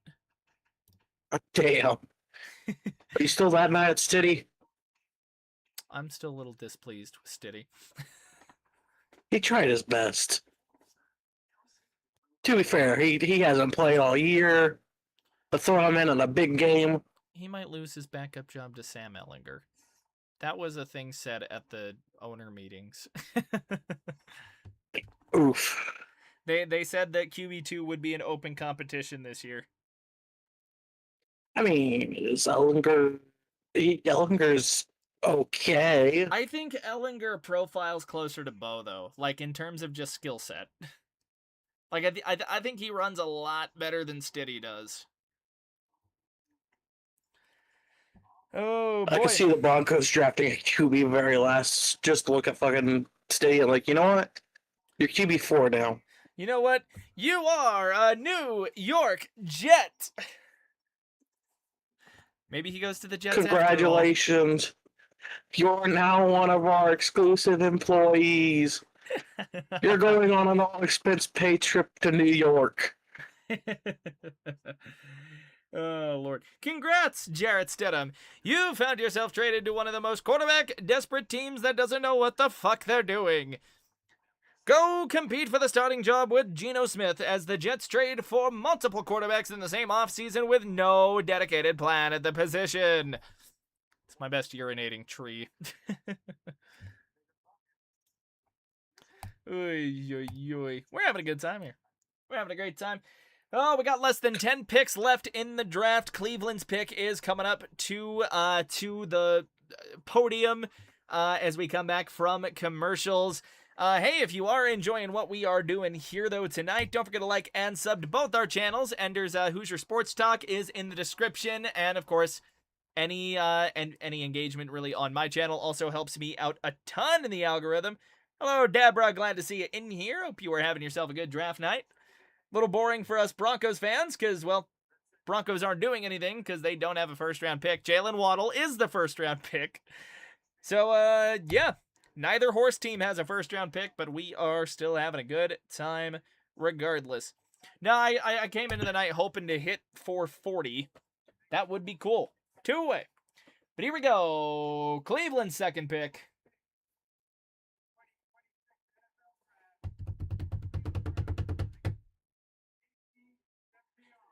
KC anticipation. Conception is now off the board. That is a hell of a name. I'm surprised it took this long for him to actually come off of the board. I knew he'd be a first round pick, but I thought he would go a little earlier than that. So they've got him ranked as the 4th best guy in the draft. So what do they like? Not his height particularly, and certainly not the weight all that much. The arm length they're not big on, 19th percentile there, but he ran a 4.46 40. Numbers he put up last year, if I can potentially find those, that would be cool. No, for some reason, heard that. Well, he won the Paul Horing? There we go. My eyes were deceiving me. So the Paul Hornug Award, Jesus Christ. Possesses twitch and burst that jumps off the screen immediately with outstanding acceleration through the first 15 yards.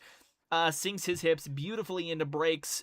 Converted 10 of 15 contested catch opportunities during 2025. Strong hands and body control when attacking the football despite that smaller frame. Dynamic after the catch with over half of his yards last year coming after the catch. Guy can wiggle. Flashes legitimate deep speed and can stack defenders vertically. Locate soft spots in coverage. That's good as a receiver. In zone. What else? Brings a physical edge that belies his size, showing willingness to scrap with press corners. And proven return specialist who changes games with the ball in his hands. Yeah. Weaknesses. Compact build, which limits his catch radius and allows physical corners to reroute him. Drop rate is a concern for him. 19 drops against 186 career catches, so that's roughly... The Bears pick is in. Bills is on the clock. It's a little more than 10% on the drop rate. Routes lack variance, struggles to adjust his body and hands, and the blocking effort and technique from the slot leaves something on the table for KC Conception. Bears pick is in. We're getting a ad to the side before we actually get the pick, but they still have the camera in Pittsburgh, which means not all is lost. And wow, my throat itches like a motherfucker. Itchy fucking throat. We're waiting on Chicago's selection now.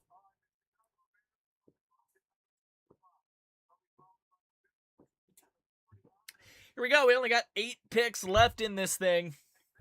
8 picks left on the first night of the draft. It is late over in Pittsburgh, and we have just crossed the 8:30 threshold here in the Mountain Time Zone. This would have been the pick that NFL Draft Buzz has Ty Simpson for. That's crazy. That's crazy. I feel like Chicago's going corner here. I feel like the secondary is where they really got fucking torched last year. Like, to me, it has to be a defensive back for Chicago. I'll let you take the lead. I'll let you take the lead on the guy that they pick here too. Chicago needs to, instead of picking players, pick where they're going to build their stadium. Well, one thing at a time. If anything, though, like, I do want to talk about that KC Conception pick. Oh, we've gone to full-blown commercials now. Hell yeah. KC Conception, like, I think that tells Shedeur that he's at least on night 1, that Shedeur's going to get a real chance to start under they haven't the new lost coaching complete regime. faith in him. They like something in his skill set. They do like that there is something to work with there, and I think that the athleticism is going to buy him quite a bit of leeway. They're at least attempting to get him weapons to throw to. Ooh, Houston! Houston traded with Buffalo. Oh, Houston Texans are on the clock. Crazy. I will see what the stock is for that. Just what the goddamn Texans need. Say, really only a couple of spots. What the hell could Houston be trading up for? Running back, maybe?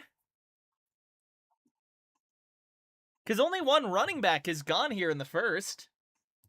Just what I need is the fucking Texans getting a goddamn trade. Who the hell could the Texans be, like, targeting? I have to think skill position. Like, this feels like either... I don't know if they're gonna shoot up in the first. Well, like they already had their first, but like I don't know if they're like banking on like or not a Jonah Coleman, like a Jadarian Price. Like if they're gonna snipe him here in the first, or if they're jumping up for somebody like Denzel Boston. I feel like they need a skill position, but I also feel like they need a running back more than anything. But they also really need O-line help. This is a pick on offense for Houston. It absolutely has to be. Yeah, they trade up 2 spots here. Compensation will be really, really interesting on that. Yeah. I am very interested to know what the compensation is going to be for that.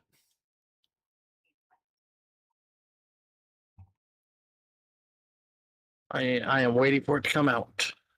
We are still waiting for this Bears pick. We're back in Pittsburgh.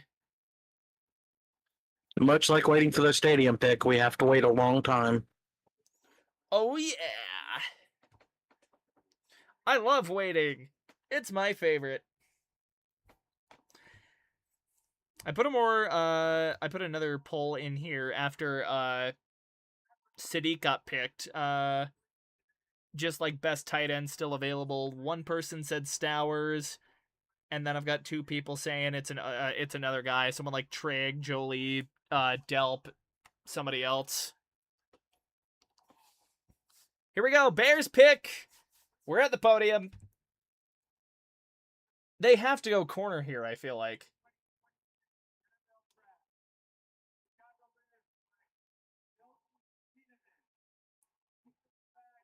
Yep, called it. Dylan Thieneman. Ooh, I called it. So we have our trade stuff. Got the trade comp. The Texans. I'll pull the Texans get number 26 and 91. Bills get 28, 69, and 167. Okay, wait. Texans got what? 26 and 91. That's a third. What did they give up? And Bills get 28, 69, and 167. Okay, so the first, that's a second rounder, or maybe like the earliest possible third rounder, give or take, one of the two. And then, no, that is an early third. And then, okay. Texans pick is in, 49ers are on the clock. Wow, and we still have Dylan Thieneman to get to. We have got to get moving. I knew the Bears were taking some sort of defensive back. So here we go, Dylan Thieneman, 2 picks last year, 5 pass defended, 44 solo tackles, quite a bit there. 40 yard, what did they like there? 4.35 40-yard dash. Bonkers. So, what do we got for strengths? Coverage instincts are top shelf across the entire safety class. I stay anchored on the QB, reads route concepts early, and he positions himself in the Dolphins spot have traded. Oh my god. Dolphins are now on the clock. They swapped with San Fran? Let's see. Thieneman, fluid hips, silky back pedal, elite speed at 205, gives him legit range to play single high. True alignment chameleon who lined up at free, strong safety, and in the slot. Justin Simmons used to do that kind of stuff. Tackles with real intent, follows through on contact. Ball skills are legit. Triggers downhill against the run game with urgency and violence. And competitive fire, burns hot and never flickers. Weaknesses, play action remains a trap for him at times. His eagerness to trigger downhill against the run gets him caught. Man coverage starts to crack on longer developing routes. Pursuit angles need cleaning up. Block shedding is a work in progress. And processing speed against complex route combos shows occasional hesitation. So there we go. So the Dolphins have traded up with the 49ers. 49ers have traded down to 30. All right. Dolphins. I am waiting for compensation to come in. That means the Dolphins, yeah, that's a 3-spot jump. Damn. It's a pretty solid jump there for Miami. Back end of the round, too. Yeah, it came up on a Schefter alert, too, on the bottom ticker that the Niners were attempting to trade the pick. Well, they found a partner. Here we go. Texans pick is in. I imagine we are going to have that here in just a moment. And again, if you're enjoying the stream and you're new here, Greatly would appreciate it. Like the stream, subscribe, and go check out Ender as well. I'm trying to hit 440 by the end of the night was kind of the goal. Kind of petering out, but it is what it is. If we get there, I would be thrilled, though. And Mr. Ender is getting his channel off the ground over at Hoosier Sports. Again, in the description. Absolutely delighted to have this guy on with me. They're still interviewing Thieneman. Texans pick is in. I imagine we're at the podium here in probably the next 2 or so minutes. So your pick has changed hands from the Broncos pick has changed hands from the Dolphins to the 49ers. Mm-hmm. How do you feel about that? Honestly, the Dolphins probably sent, if I had to guess, probably the third rounder that we gave him to. Anything on the comp yet? I think I got something right here. The Dolphins trade pick 30 and 90 to the 49ers for pick 27 and 138. That's not bad. Glorified pick swap. Dolphins trade back from round 3 to round 4, basically, and trade up in round 1. So, honestly, I'd call that probably a win-win for both teams. Dolphins have picks to burn, too. Like, they can trade around. Here we go. Houston traded up with Buffalo for this pick. So this is gonna be bonkers here.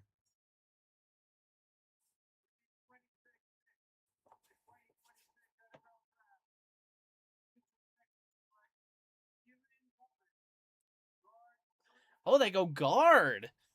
They actually drafted an offensive lineman. I will search him up. Keelan Rutledge out of Georgia Tech. A Georgia Tech guy going first round is kind of wild. All right. What do you got?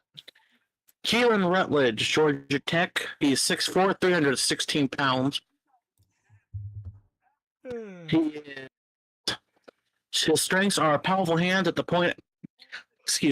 Powerful hand at the point of attack that jolt defenders off their landmark consistently. Stout anchors against bull rushers, rarely conceding ground when set and balanced. Finishes blocks with real aggression, burying defenders well past the whistle. Effective puller who locates second-level targets and arrives with force.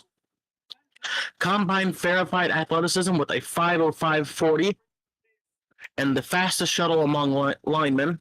Okay. Ooh. Showed center versatility at the Senior Bowl, adding 3 position values on the interior. Durable and tough, starting all 26 games across 2 seasons after a serious car accident. Oh, shit. Competitive temperament that coaches has to dial back at the Senior Bowl, not ramp up. That's crazy. His weaknesses: pad level rises through his reps, especially against quicker inferior defenders. That can't happen. Pass set can get too flat against wide rushers, exposing soft edges to counters. Footwork gets choppy when defenders cross his face with lateral movement. Hand placement widens in pass protection, creating leverage disadvantage on initial contact. That can get you balance and body control remains inconsistent snap to snap, particularly in space. Edge leakage against twitchy B-gap, swim, and rip moves is a real concern at the next level. Ooh. Houston must see something that they really like then, that they can, like, mold out of him. Because, again, Houston's already had offensive line issues for fuck knows how long. They did trade Juice Scruggs, though, so realistically, they did kind of need a replacement for him there. Dolphins pick is in. Bills are on the clock. Dolphins pick is in, and the commercials are also in. There's 6 picks left in NFL. How much more can you... Oh, they'll advertise to you. They'll advertise. Listen here, okay? We still have to make money in the off-season, sir. We are going to advertise every little fucking thing we can in what has become a very, very much made-for-TV event. And you are gonna like it. I don't like it.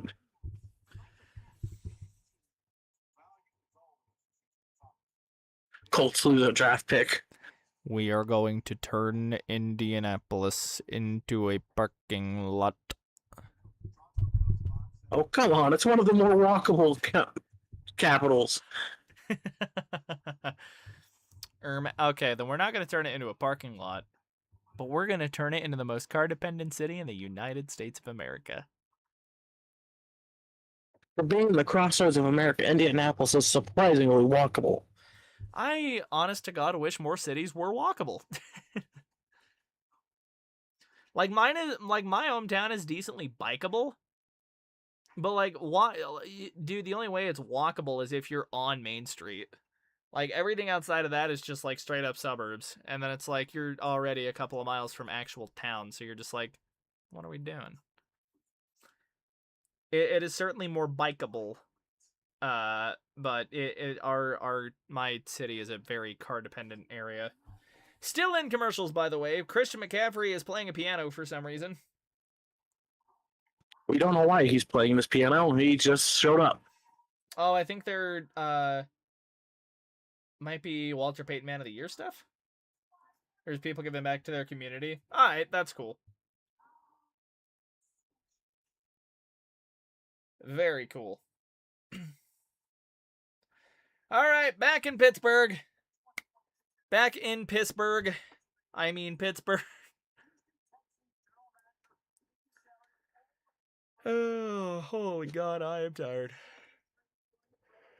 Indianapolis needs to hold a draft again. Ugh. I don't think double dip though. What Dolphins jersey was that guy in behind fucking Adam Schefter? Because that was an old number 7. What quarterback even wore number 7 for them? Jay fucking Feely? I will check.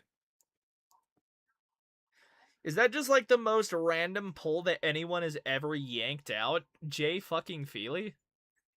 Here we go, Dolphins pick.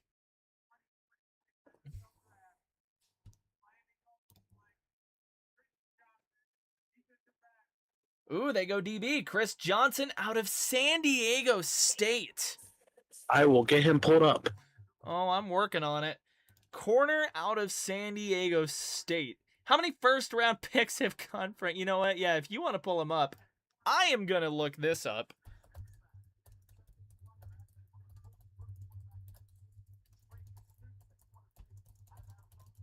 That is wild. That's a smaller school. Chris Johnson, 6 foot, 193 pounds, out of San Diego State.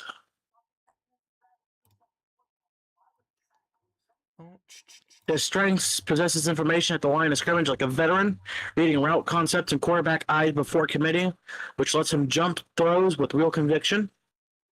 Okay. The little hip transition allows him to flip, run, and mirror receivers through the breaks without grabbing or losing ground, a trait that translates to any coverage scheme.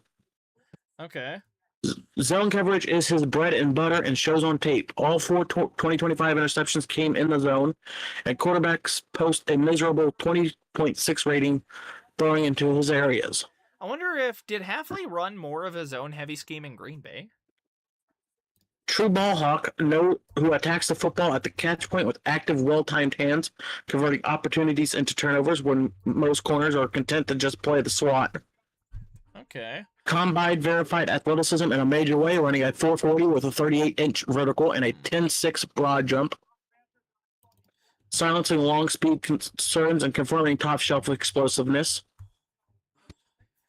Dependable textbook tackler who wrapped up and finished all year, missing just 3 of 54 attempts. The kind of reliability that keeps coordinators from losing sleep. Okay. Lined up at the boundary corner, slid inside to the slot, and even took some box reps without looking uncomfortable. The Pats traded up.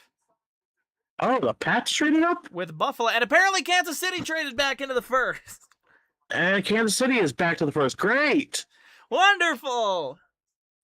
How much shit just happened? They traded with the Rams. With the Rams? Yeah, they traded with the Rams earlier. Oh, yeah, that's right. Oh, yeah, the McDuffie trade. His weaknesses are that he's on the lighter side. He's only 194 pounds. Contested catch situations against physical, taller receivers remain a problem. Oh, Can get his feet stuck. Caleb Lomu. Tackle out of Utah. The other Utah tackle. Here, you keep reading that off. I'll go pull up Lomo. He got his feet stuck momentarily when the feet were still vertical and snap back on cornerbacks and curl routes. Jesus, I cannot. Creating brief windows that NFL quarterbacks will not hesitate to attack. Mountain West competition level is a fair question. He dominated his conference, but the jump to facing NFL caliber route runners and timing concepts every Sunday is significant.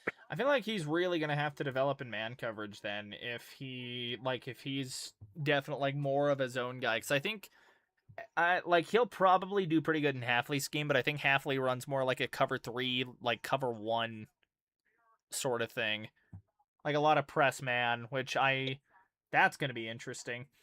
Okay, Caleb Lomu out of Utah is the newest NFL player.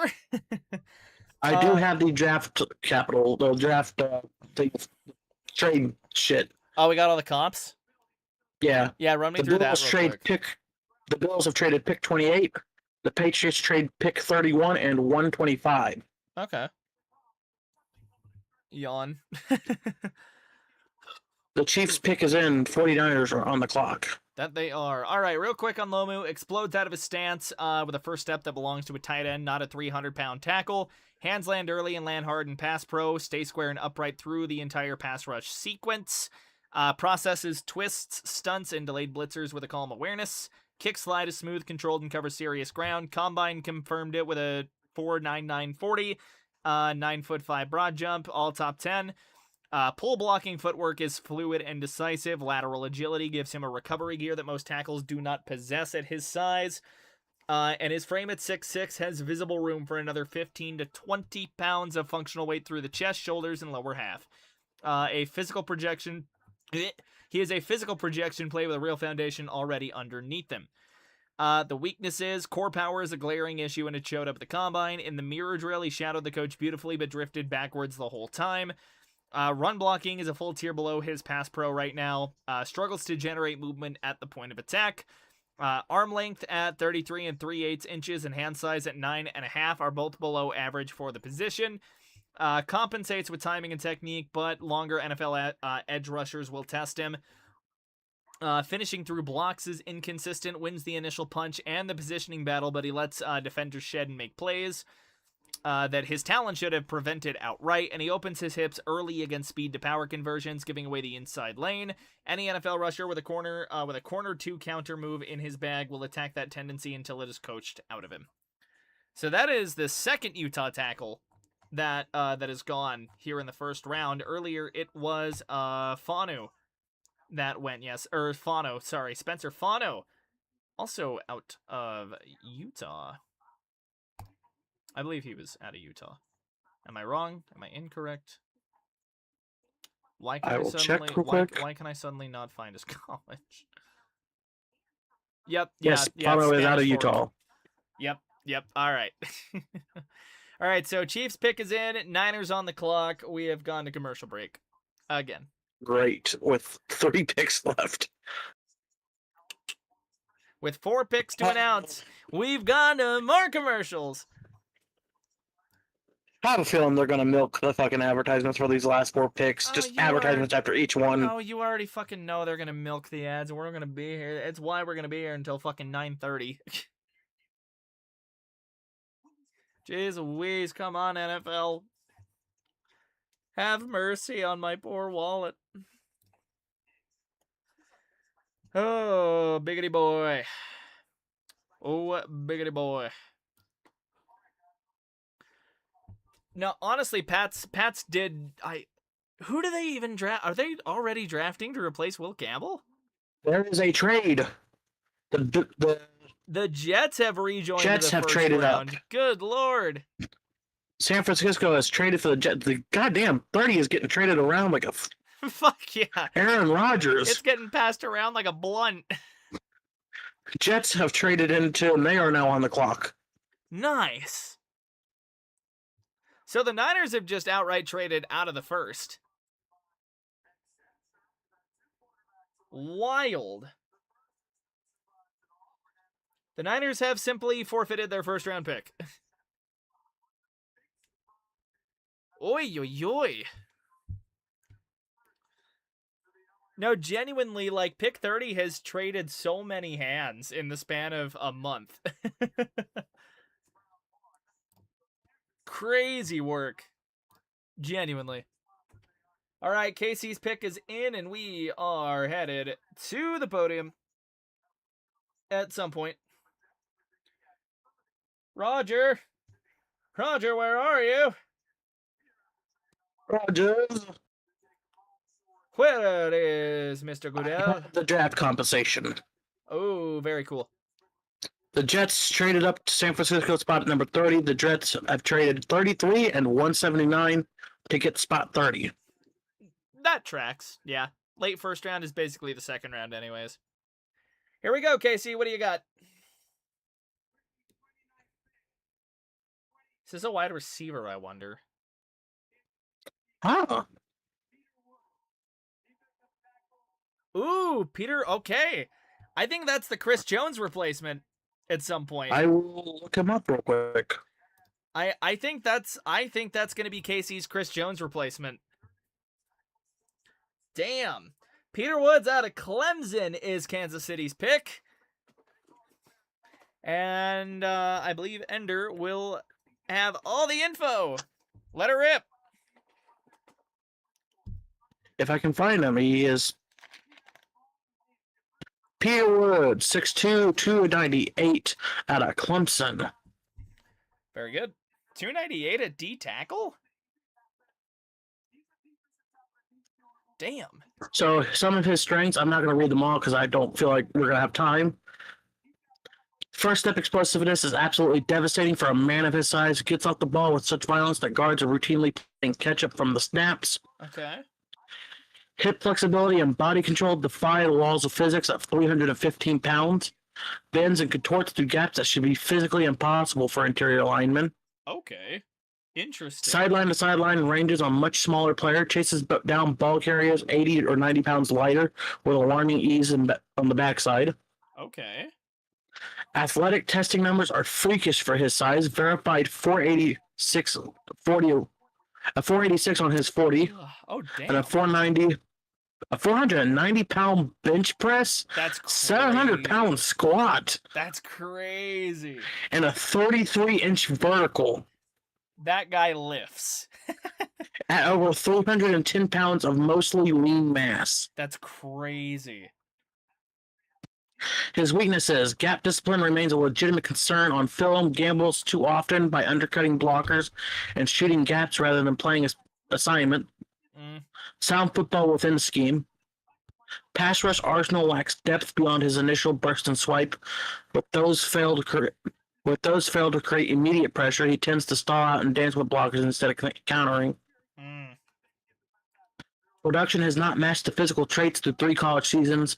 5 career sacks and pressure totals actually declined from 2024 to 2025.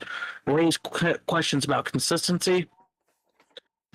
Tackling technique gets sloppy when he plays too aggressively, overruns ball carriers at times, and misses tackles that should be routine for a defender with his closing speed. Okay. Damn. Jets pick 7, Bills are on the clock. You know who I'm surprised hasn't been picked yet? CJ Allen out of Georgia. Yeah, I'm surprised we haven't seen more Georgia players on here. I thought CJ Allen was going to go mid-first. Like we had 2 Alabama players. Here we go. Jets pick. Omar Cooper, buddy! Omar! You know what? I'll let you take this one. This is your guy. Let me pull up his stats real quick. Omar Cooper Jr. is a New York Jet. Is that double up on receivers for the Jets? I think so. And David Bailey. Okay. Technicality. They went Sadiq at 16. And then Omar Cooper out of Indiana. That's a hell of a pull for the Jets. That's a hell of a pull. I almost wonder now if Buffalo goes David Boston. Omar Cooper Jr., 6'0", 199 pounds, out of Indiana. A wide receiver. He is a redshirt junior.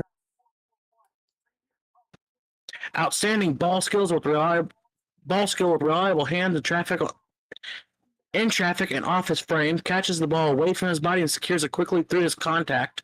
Natural feel for finding soft spots and zone coverage underneath. Runs hard after the catch with good contact, balance, and tackle breaking ability. Dangerous with the ball in spaces on screens, crossers, and designed touch passes. Improved focus and availability in 2025 and well-documented maturity concerns. Oof. After well-documented maturity concerns. Combine workout confirmed real speed and explosiveness to complement his YAC ability. Willing blocker who competes on run plays and doesn't take reps off in that area. Okay. A couple weaknesses is he's a route technique still developing, particularly at stems and top and breaks. Relies on athleticism more than craft to win against press and tight man coverage. A limited sample of sustained production as a primary target, only 8 games in that role. Okay. It's agility testing data from the combine, leaving questions about short area quickness. Ooh. All right. However, I can say from watching him play, he is a pretty good wide receiver. Jets got a hell of a steal at this point in the draft. pick. Oh! Tennessee traded back. Or are they? And Titans are on the clock. Titans traded with Seattle. Or did they trade with Buffalo? It says the Bills. They traded with the Bills. Okay, because it said the Titans were on the clock, and it says the Bills pick is in on the broadcast. It was the 31st pick that Bills traded for the Patriots. So it went for the Patriots to the Bills, now to the Titans. Yep. Crazy. Okay, we have had a lot of chaos on this back end of the first round. So these last picks have all been traded so far. So Buffalo also trades out of the first. Oh, dude, you know that fan base has got to be seething right now. Very much so. David Boston was right there, and Buffalo needed a fucking wideout. Pick is in. Seahawks are on the clock for the last pick of the first round. Last pick of the first. I almost wonder if they go like Jadarian Price, Seattle. I'm real interested in what Tennessee ends up doing with this pick. I'm not going to hear the end of this from Anthony. No, you are not. Colts, can we make a quick trade here with the Seahawks? Beep, beep, beep, beep, boop. We got nothing to offer them. Your dignity, and maybe a second. We'll give them a couple of late round picks. Give them like a 2 and a 5. That seems to be the trend right now here in the back of the first. I am waiting for the stuff to come in for that. Yeah, Tennessee's pick is in. Okay, the Bills have traded pick 31, pick 69, pick 165 to the Titans for pick 35, pick 66, and pick 101. Damn. All right, they're announcing the attendance, and it's somewhere in the 300,000s. Who could Tennessee be trading back into the first for? Huh?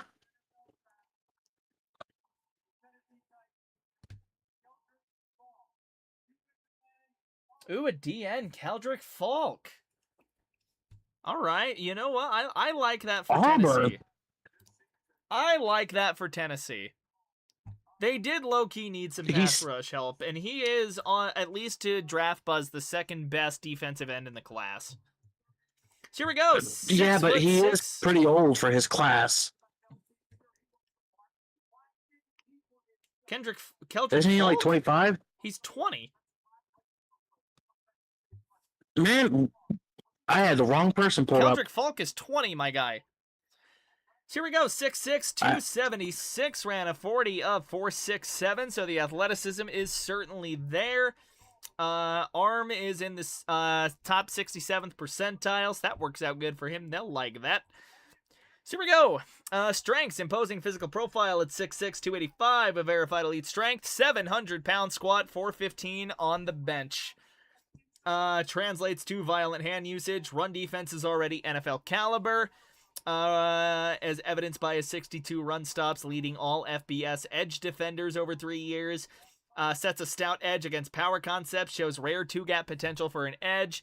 Alignment versatility allows defensive coordinators to deploy him from 5-tech, 4-eye, 3-tech, or even standing up on the edge, so he can just kind of do it all. Long arm stab has become a legit weapon that maximizes the reach advantage. Relentless motor from snap to whistle. Disciplined, contained player who maintains gap integrity against misdirections. And then destroys pulling guards in the hole. Yikes. Weaknesses, first step quickness off the snap is inconsistent. Bend and arc speed around the corner grade below average for his peer group. Pass rush plan lacks reliable counters when his initial move stalls, leaving him stuck on blocks without a second or third option. Hand placement on initial contact needs refinement, and lateral agility against reach blocks forces him to win with power at the point of attack rather than redirecting cleanly. So he kind of sounds like a bull rush or nothing guy. Which can be coached. That can be coached. Holy chaos here at the back end of the first. What a night one. Like, holy. I did not expect Indiana to have two first-round picks. I wasn't surprised to see Omar go late first. I didn't think the Jets, like, Omar Cooper to me was like almost a lock for like very back end of the first where he actually got picked to like early second. I don't think I didn't see a world where he fell any further than like 50. The real question is, the Jets are going to ruin Omar Cooper Jr., aren't they? You never know. All right. God, I hope not. Seahawks pick is in. They didn't trade it, so the Seahawks will stand pat on that 32nd pick, and this will be the final pick of the night. I figured before we close up shop, too, we can do like a little recap of everyone that got picked here in the first. Yeah, I could do that for you. Maybe hand out some early draft grades. No. Yeah, I can read them off and you can grade it. Okay, yeah, we can do something like that. Yeah, just read it off and you fire off a quick grade. So the Titans come and out give a quick reason if you want to. Yeah, so the Titans come out with Carnell Tate and Keldrick Falk. That's interesting.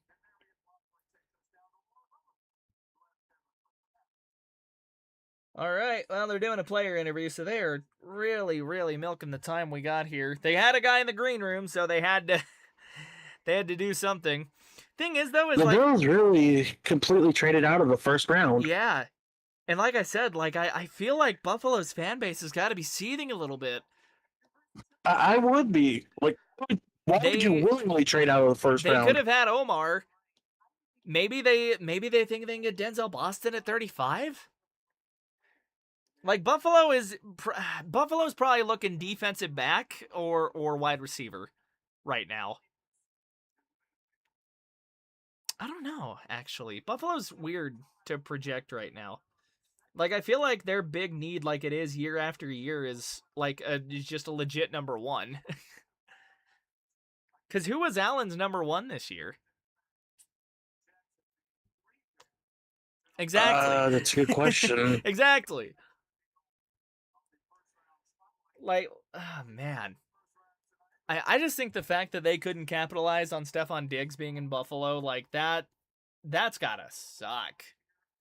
Because now you're stuck back at square one when you went and got Diggs. We do have Seattle's pick in. Final pick of the first round of day one of the NFL draft. Real quick, I do want to extend like a big thanks to everybody who has popped in and out of here. If you did enjoy what you saw tonight, again, don't forget to like and sub. Helps us small creators on your way out. We will have like draft grades coming up. They're going to be the most amateur shit. Do not take anything I say seriously. This is straight up vibes here at the end of the stream.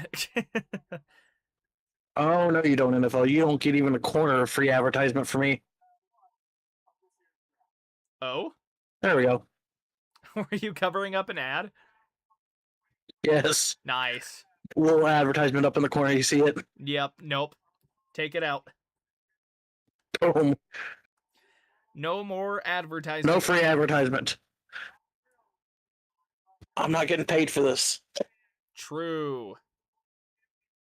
Thanks for calling day one. Course, Bach. Course. I do intend on calling day 2 tomorrow. Just because Denver does have pick 62. And I think Colts have a couple round 2 picks. Yeah. I think a round 2 pick. They're doing a little introduction for a guy standing by Roger. I think he's going to announce the pick. He is, in fact, going to announce the pick. Here is the Seahawks. Oh, he's getting hype on that mic. The final pick for round 1 of the 2026 draft. After this, the chaos just begins. Like, that's just how this thing works. After day 1... I expect lots of trades. Yeah, after day 1, it's just throwing shit at the wall and hoping something sticks. Wow.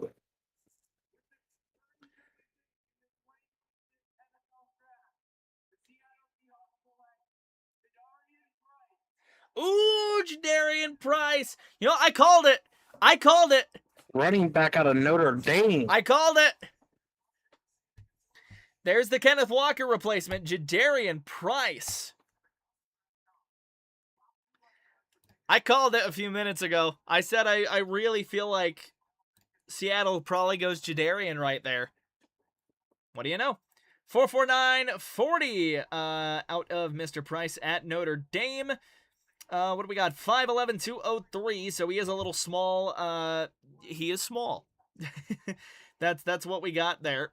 Let us go look at his strengths. Runs with nasty physicality through contact. Shows exceptional patience, setting up blocks before exploding through creases. Displays elite contact balance and leg drive, averaging well over 4 yards after contact per attempt in meaningful action.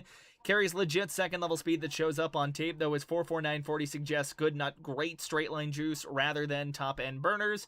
Natural hands out of the backfield with smooth route running ability. Demonstrates outstanding vision for cutback lanes. Shows special teams value as a dangerous kickoff returner. With track speed and field vision to house it. And then big playability is real and not just noise. Nearly 1 in 5 of his carries went for 15-plus yards. The weakness measured just 203 at the combine, dropping 7 pounds from his listed weight and landing in the 18th percentile among backs since 1999. Pass pro grades hover around average, needs refinement in technique. Limited sample size, his feature back remains the biggest question mark with only 8.3 carries per game across 2 seasons of action. Occasionally dances behind the line rather than hitting designated holes. Production context raises fair questions. Averaged a middling plus 0.8 yards per carry over expected in 2024, suggesting his splash plays may owe something to Notre Dame's scheme and blocking. And durability concerns linger after the Achilles tear, and the lighter frame only adds another layer to the workload worry. So he's a project. He's going to be an RB2 for his first year. Probably for a little bit, and they're probably going to ask him to add a bit of functional weight. Honestly. All right. Oh boy. So I'm going to go through and list off the draft picks, and I want you to grade them. Oh boy. All right. Yeah, we're going to rapid fire these real quick here. You know what? I might bring up my recording on OBS real quick just so we can get or actually record it, just so I can throw this up as an upload right here at the end of the day.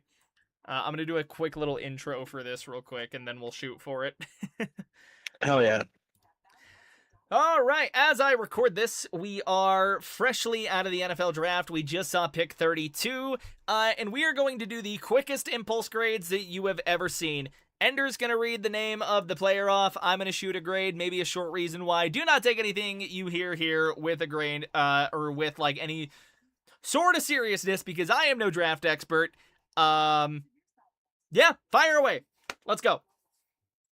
Pick 1, Fernando Mendoza, quarterback out of Indiana. He's probably not going to play at all this year just because of Kirk Cousins. He might see a little bit of time depending on what Kirk we get, but I think it's real to say the Raiders probably get their franchise quarterback. Probably a fucking A. Pick 2, David Bailey, edge from Texas Tech. I like him for the Jets. They needed a lot of help on the defense last year. And I think for where they were, there's probably something that they really liked with Bailey. He wasn't considered the best edge in the class, but I do think he's got a lot of upside. I'll throw him a B+. Pick 3, Jeremiah Love, running back from Notre Dame. I feel like the Cardinals were really, really, really down bad for like any spark on the defense, and I feel like there were still a lot of really, really good players at the defense. I think they kind of took like a best player available approach, which I don't fully hate, but I feel like they could have still gotten really good running back value on day 2 in somebody like I may have deleted my... I did delete my tab here, so I can't pull a name right out of my ass. I don't hate it, but the approach was certainly a little interesting. I'll throw it like a C. The Titans taking Carnell Tate, wide receiver from Ohio State. Definitely not like the best perceived wide receiver in the draft, but they do get Cam Ward a weapon. I'll slide him a B. B+. I'll slide him a B+. The Giants take Avril Reese, edge from Ohio State. That's interesting because like I don't know how to interpret this because like they straight up took an edge rusher, and I don't feel like they really addressed the loss of Dexter Lawrence all that much. I do feel like they're going to make something out of that. They get a guy opposite Kayvon Thibodeau, although I do wonder at what point like if he's more to be the Thibodeau replacement just because that experiment hasn't fully worked out. B-. Kansas City trading up to get Mansour Delane as cornerback from LSU. Yeah, first DB taken off of the board, and God did like Kansas City came into this draft needing DB as like top priority. Like because they shipped off their top 2 guys. Trent McDuffie is obviously kind of a big loss there, and the Rams get better in that regard. And now considering they've got to contend with Jalen Waddle, I think it could sift out to be a decent counter there. I do think taller receivers are going to pick on him bad though, or just good jump ball receivers. But for like where they were drafting for need and for not really giving up like a too shitload amount to trade up, I'll throw Casey a solid B. Maybe, yeah, B. The Commanders taking Sonny Style, LB from Ohio State. I was kind of surprised that wasn't CJ Allen. Like, I honestly wonder, like, what got CJ Allen punted out of the first, to be completely honest. I do think it feels a need for them. Maybe there were some more dynamic options left on the board. I'm going to throw out a lot of B grades here. Throw Washington a B as well. The Saints taking Jordan Tyson, a wide receiver from Arizona State. It's kind of the rinse and repeat of where I went with Carnell Tate. And I think Jordan Tyson is like definitely top 3 receivers in the draft just from everything that I've heard. I do think if I remember right, he had a couple of issues. It almost makes me wonder like if he's going to be another Michael Thomas. Maybe a little too high, especially for the concerns. I think there were better receivers or like better suited receivers, I guess, because they are taking a huge risk injury-wise with Jordan Tyson. So I will chuck that context appropriate instant reaction, maybe B-. The Browns taking Spencer Fano, OT out of Utah. Really feels like they haven't got offensive tackle like nailed down since Joe Thomas retired. You're protecting who we assume is going to be your starter in 2026. I have to imagine it's going to be Shadur, and he is going to need all the time he can get behind the line as he develops. A-. The Giants taking Francis. I'm not going to attempt to pronounce his last name for an OT from Miami. Kind of rinse and repeat on the Cleveland thing. I think those picks, like where they were taking them, like are kind of interchangeable. You're never gonna hear me bitch out a team for taking quarterback protection. Early, I mean, it was a need. Like I'll toss them an A- too. The Cowboys swapping picks with the Dolphins for Caleb Downs, a safety from Ohio State. That was kind of wild, and safety is going to be really interesting for Dallas. Like, their defense was awful last year, and they got carved up over the top. They did sign PJ Locke, and I did think that there were a lot of really there were some intriguing safety options that they maybe could have got tomorrow or even like later in the I feel like with the way the board was dropping and with the way nobody took defensive backs like at all, I'd argue that they could have stood pat where they were and still got Caleb Downs. I almost want to throw that a C. Not the selection itself, because it's a damn good player. But, oh no, this is the one that they just immediately swapped with Miami, huh? Yeah. B plus. B plus. I don't feel like the trade You got was Miami. necessary. You have Miami, who traded their pick with the Cowboys to take Caden Proctor, an OT from Alabama. You need no lineman for Malik Willis. You're not going to hear me bitch about that. A minus. The Rams with the surprising quarterback pick, Ty Simpson from Alabama. Wow. Man, I just feel like this wasn't the class to get Stafford's successor. Genuinely. Like, that one was shocking. Like, he's not even going to play, like, almost at all next year. I almost want to throw, like, just a C+ on that. But, like, so, it just... We're not going to have any sort of grade on, like, especially, like, all these picks, obviously, like, we're not going to be able to legit grade until, like, year 4. But, like, Ty Simpson especially just feels so out there to me. Because we're not going to know what he is, like, anything about him until either late in 26 in an ideal scenario for the Rams or 27. Long term, like, I think it works out. I just think, like, it's a weird class to take a quarterback. Yeah, I'll throw him the C+ and leave it alone. The Ravens are taking all of the Vega guard from Penn State. Who was it that they traded or that they lost? Because they lost a big guard to the Raiders. You're drafting for need there, and again, you're never gonna hear me bitch about protecting quarterbacks. He could end up slotting in as a pretty solid replacement. I'm probably gonna be a lot higher on some of these guys, but like a lot of these teams were legit drafting for need. I'll throw that like a B+. Tampa Bay drafting Reuben Bain Jr., edge out of Miami. That one was kind of interesting because their defense did really fall apart down the stretch, and they were not generating any sort of fucking pass rush at all. Something that that I really noticed with this class is you had a lot of teams drafting for need. And I'm willing to hand out an A- there. The Jets drafting Kenyon Sadiq, tight end out of Oregon. Big weapon for Geno this year, and then for whoever goes forward next season. At quarterback, whether or not it's Geno or a rookie, God knows what's going to happen to the Jets. I don't hate it in concept. It's like he is such a dynamic player, and I feel like the Jets outside Garrett Wilson needed help, whether it was for like from that inside spot at tight end or what have you. Like they needed help. B+. Yeah, B+ for the value. The Detroit Lions drafting Blake Miller, OT from Clemson. Blake Miller, let me think about this for a second. Because something that, like, I shouldn't have closed that website. Because I want to know kind of, like, where he ranked in the overall prospects. And I only wonder that because, like, value is something that I feel like I do need to actually think about here.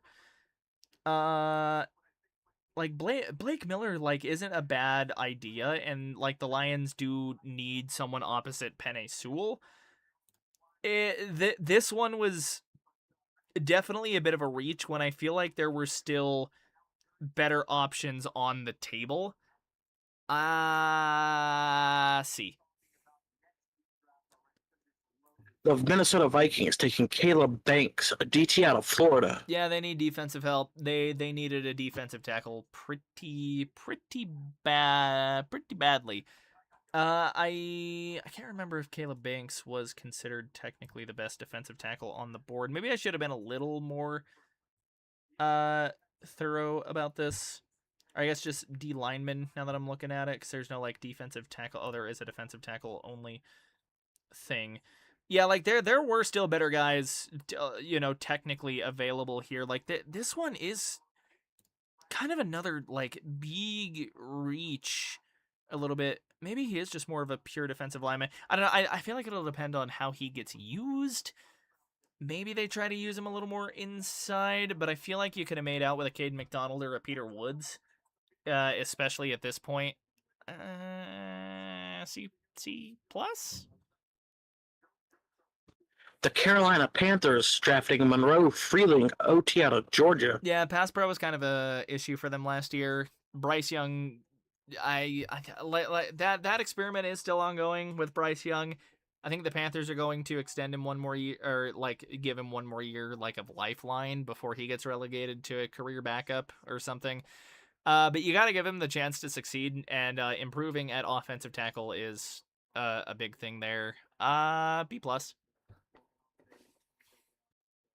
The Eagles trading up for Mekhi Lemon, wide receiver out of USC. Part of me wonders if this just like confirms that AJ Brown is getting traded at some point. And if he is, I think Lemon is a pretty solid replacement. If not, I think he slots in really well as a wide receiver too. Although he'll probably be more of like a slot guy, wide out 3, while he develops behind Devontae Smith. I do think it gives the Eagles something more dynamic to work with. Sean Mannion is the new OC, especially. He's probably pretty happy about this. I can't really think of like any other crazy pressing needs. Maybe offensive tackle just to like get a Lane Johnson replacement. Not a bad pick though. I did think pretty highly of Mekhi Lemon. I will toss that an A minus. A minus. And again, for the viewers at home, I just need people to know, again, I am no draft expert. I'm just shooting this off of the hip, barely knowing shit about college football. I'm going off of the scouting reports that we grazed over after the guy was picked. So keep that in mind. The Eagles. Not the Eagles, the Steelers. We're taking Max. I'm not going to attempt it. OT out of Arizona State. Max Ahichinor, I think is how you pronounce it. No Sure. matter who their quarterback is, like their O-line was kind of shit last year.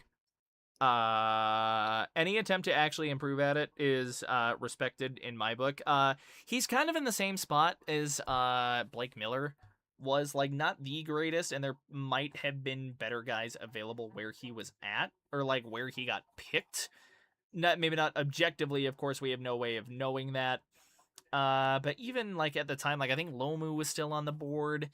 Pregnan fell completely out of the first round. Maybe there's something they didn't love there with him. I don't hate it though. Like you do got to protect your guy no matter who's going to be back there. If it's A-Rod, you're going to need all the protection you can get because he is old, cannot move like he used to. B plus. The Chargers taking Akeem Mesidor, edge from Miami. I didn't feel like edge was like the huge thing the Chargers really needed to go for in the first round. Like I could have legit like seen them going after a wideout, or maybe something along the offensive line, like at guard or something. Just because, especially after injuries, like that was such a huge problem for them last year, or maybe even something at center. Defensively, like I do feel like they could have used a little more help, maybe on the in the secondary.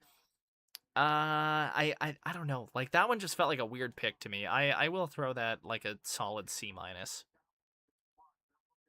The Cowboys trading down for Malachi Lawrence, edge from UCF. You certainly did need your replacement for God, Micah Parsons. I am blanking on names right now.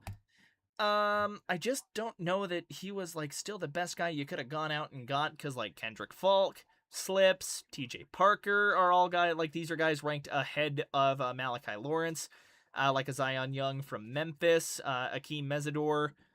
Oh no, he went earlier. Never mind. But like R. Mason Thomas, Cassius Howell.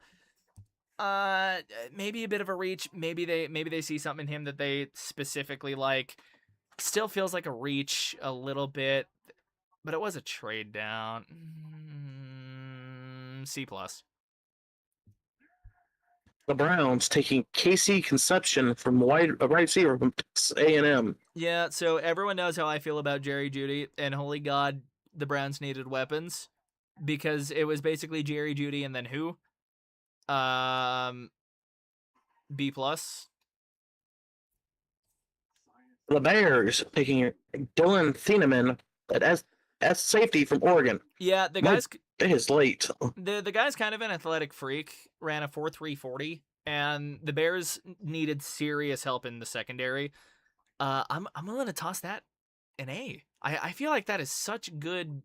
Like you're getting a damn good player right there. The Texans taking Keelan Rutledge, guard from Georgia Tech. You did. The Texans invested a lot in the offensive line over the offseason. I feel like they signed This is a trade from the Bills. right, and they signed like two different guys. I like the idea, and especially where like C.J. Stroud just looks gun shy at this point in his career. Like you do need guys to like plug and play on that offensive line immediately. I don't hate it. I don't know where he would have slotted for value. I'm kind of trying to go quick here for the sake of time. Let me go find him real quick and just like where he might have been valued. Let me see if I can just find guards real quick because you said he was a guard, correct? Yes. Yeah. Let me go find him real quick. Again, just like some weird names that like rank ahead of the guy. Just in the class here, like Jennings Dunker, Chase Bisonets. I probably said that wrong. I probably butchered that. And again, like Emmanuel Pregden. And maybe it's a scheme thing. Maybe they see something that somebody else doesn't. Feels like a smidge. Maybe not a reach. They still got pretty decent value for Rutledge. B plus. And a trade from the 49ers, the Dolphins selected in the 27th pick Chris Johnson, cornerback from San Diego State. Yeah, they kind of really had nothing to work with. Just like defensively, like they're rebuilding that whole team. I think that's really interesting, and especially where Halfley like does run some pretty like zone heavy shit. Like he will just like book into cover 3. I think that'll really set him up for success early, but I really think he needs to work on the man-to-man. I do feel like that there were other things that they could have taken there. I feel like D-line wouldn't have hurt. I feel like another offensive lineman wouldn't have hurt him there either. B minus. And a trade up from the Bills, the Patriots selected Caleb Lemieux, an OT from Utah.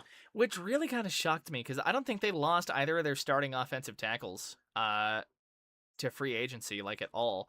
So it makes me wonder, like, okay, like, are they trying to replace Will Campbell or who's their guy on the right side? Oh, Morgan Moses, and he's older and pissed. Okay, so there's like a succession plan there that I can see from New England. Okay, I understand it a little more now. Idea's not bad, and I really like the value getting Caleb Lomu there. I will float that in A minus. Kansas City Chiefs picking up Peter Woods, DT from Clemson. Chris Jones replacement, guy that was pretty high on the board. I hate to hand it to him, but that's A minus. That's a damn good steal for the perceived value at that point. Jets taking national champion Omar Cooper Jr., wide receiver from Indiana. Another big weapon. I do still think they have needs in the secondary that I feel like they could have addressed there. Really, it's kind of pick your poison with the Jets right now because they do have so many goddamn picks to play with. And I B. The Titans, in a trade up from the Bills, take Kendrick Folk, edge from Auburn. They get, I think, the second best listed or third best ranked prospect at the edge position. His like average rank was like 20, so like it is decent value. And where the Titans are like straight up in a rebuild right now, like you do want to get your edge guy set. I think at the B plus. And the final pick of the first round, the Seahawks taking Jadarian Price, a running back from Notre Dame. Canine replacement. Considering I don't know what they're really going to do at RB1. I don't know if Price is going to slot in as an RB1 automatically. He probably could. Maybe not a 3-down back fully yet, but he could be like first, second down guy. Considering you did need to replace Kenneth Walker's production, not bad. It's kind of the argument that I made earlier with Love. I feel like they could have gone somewhere else. But I don't hate it. I'll throw it a B minus. Yeah, we'll call it a B minus. Yep. Anyways, if you're seeing this right after the draft again, I would like to make it known that I am no draft expert, and we will not know anything about these players until really 2029. But with that being said, don't forget to like and sub to my channel. Don't forget to go sub to Ender's channel with Hoosier Sports Talk. I'm just going to throw this up and upload it, and the video where I probably have the stupidest takes ever is probably going to be the one that goes the most viral. So, yep, have a good night. See ya. All right, there's the recording done, and this will also bring the stream to an official end. So again, if you're still watching, appreciate the hell out of all of you. We will be back tomorrow for day 2. Yeah, with that being said, thank you all for watching, and we will both see you in the next one. Peace. Peace. My throat hurts. Hey, you know what? I called the 9:30 ending, like, perfectly. I was trying to stay mostly hydrated. Hey, I gained 2 subs in the stream.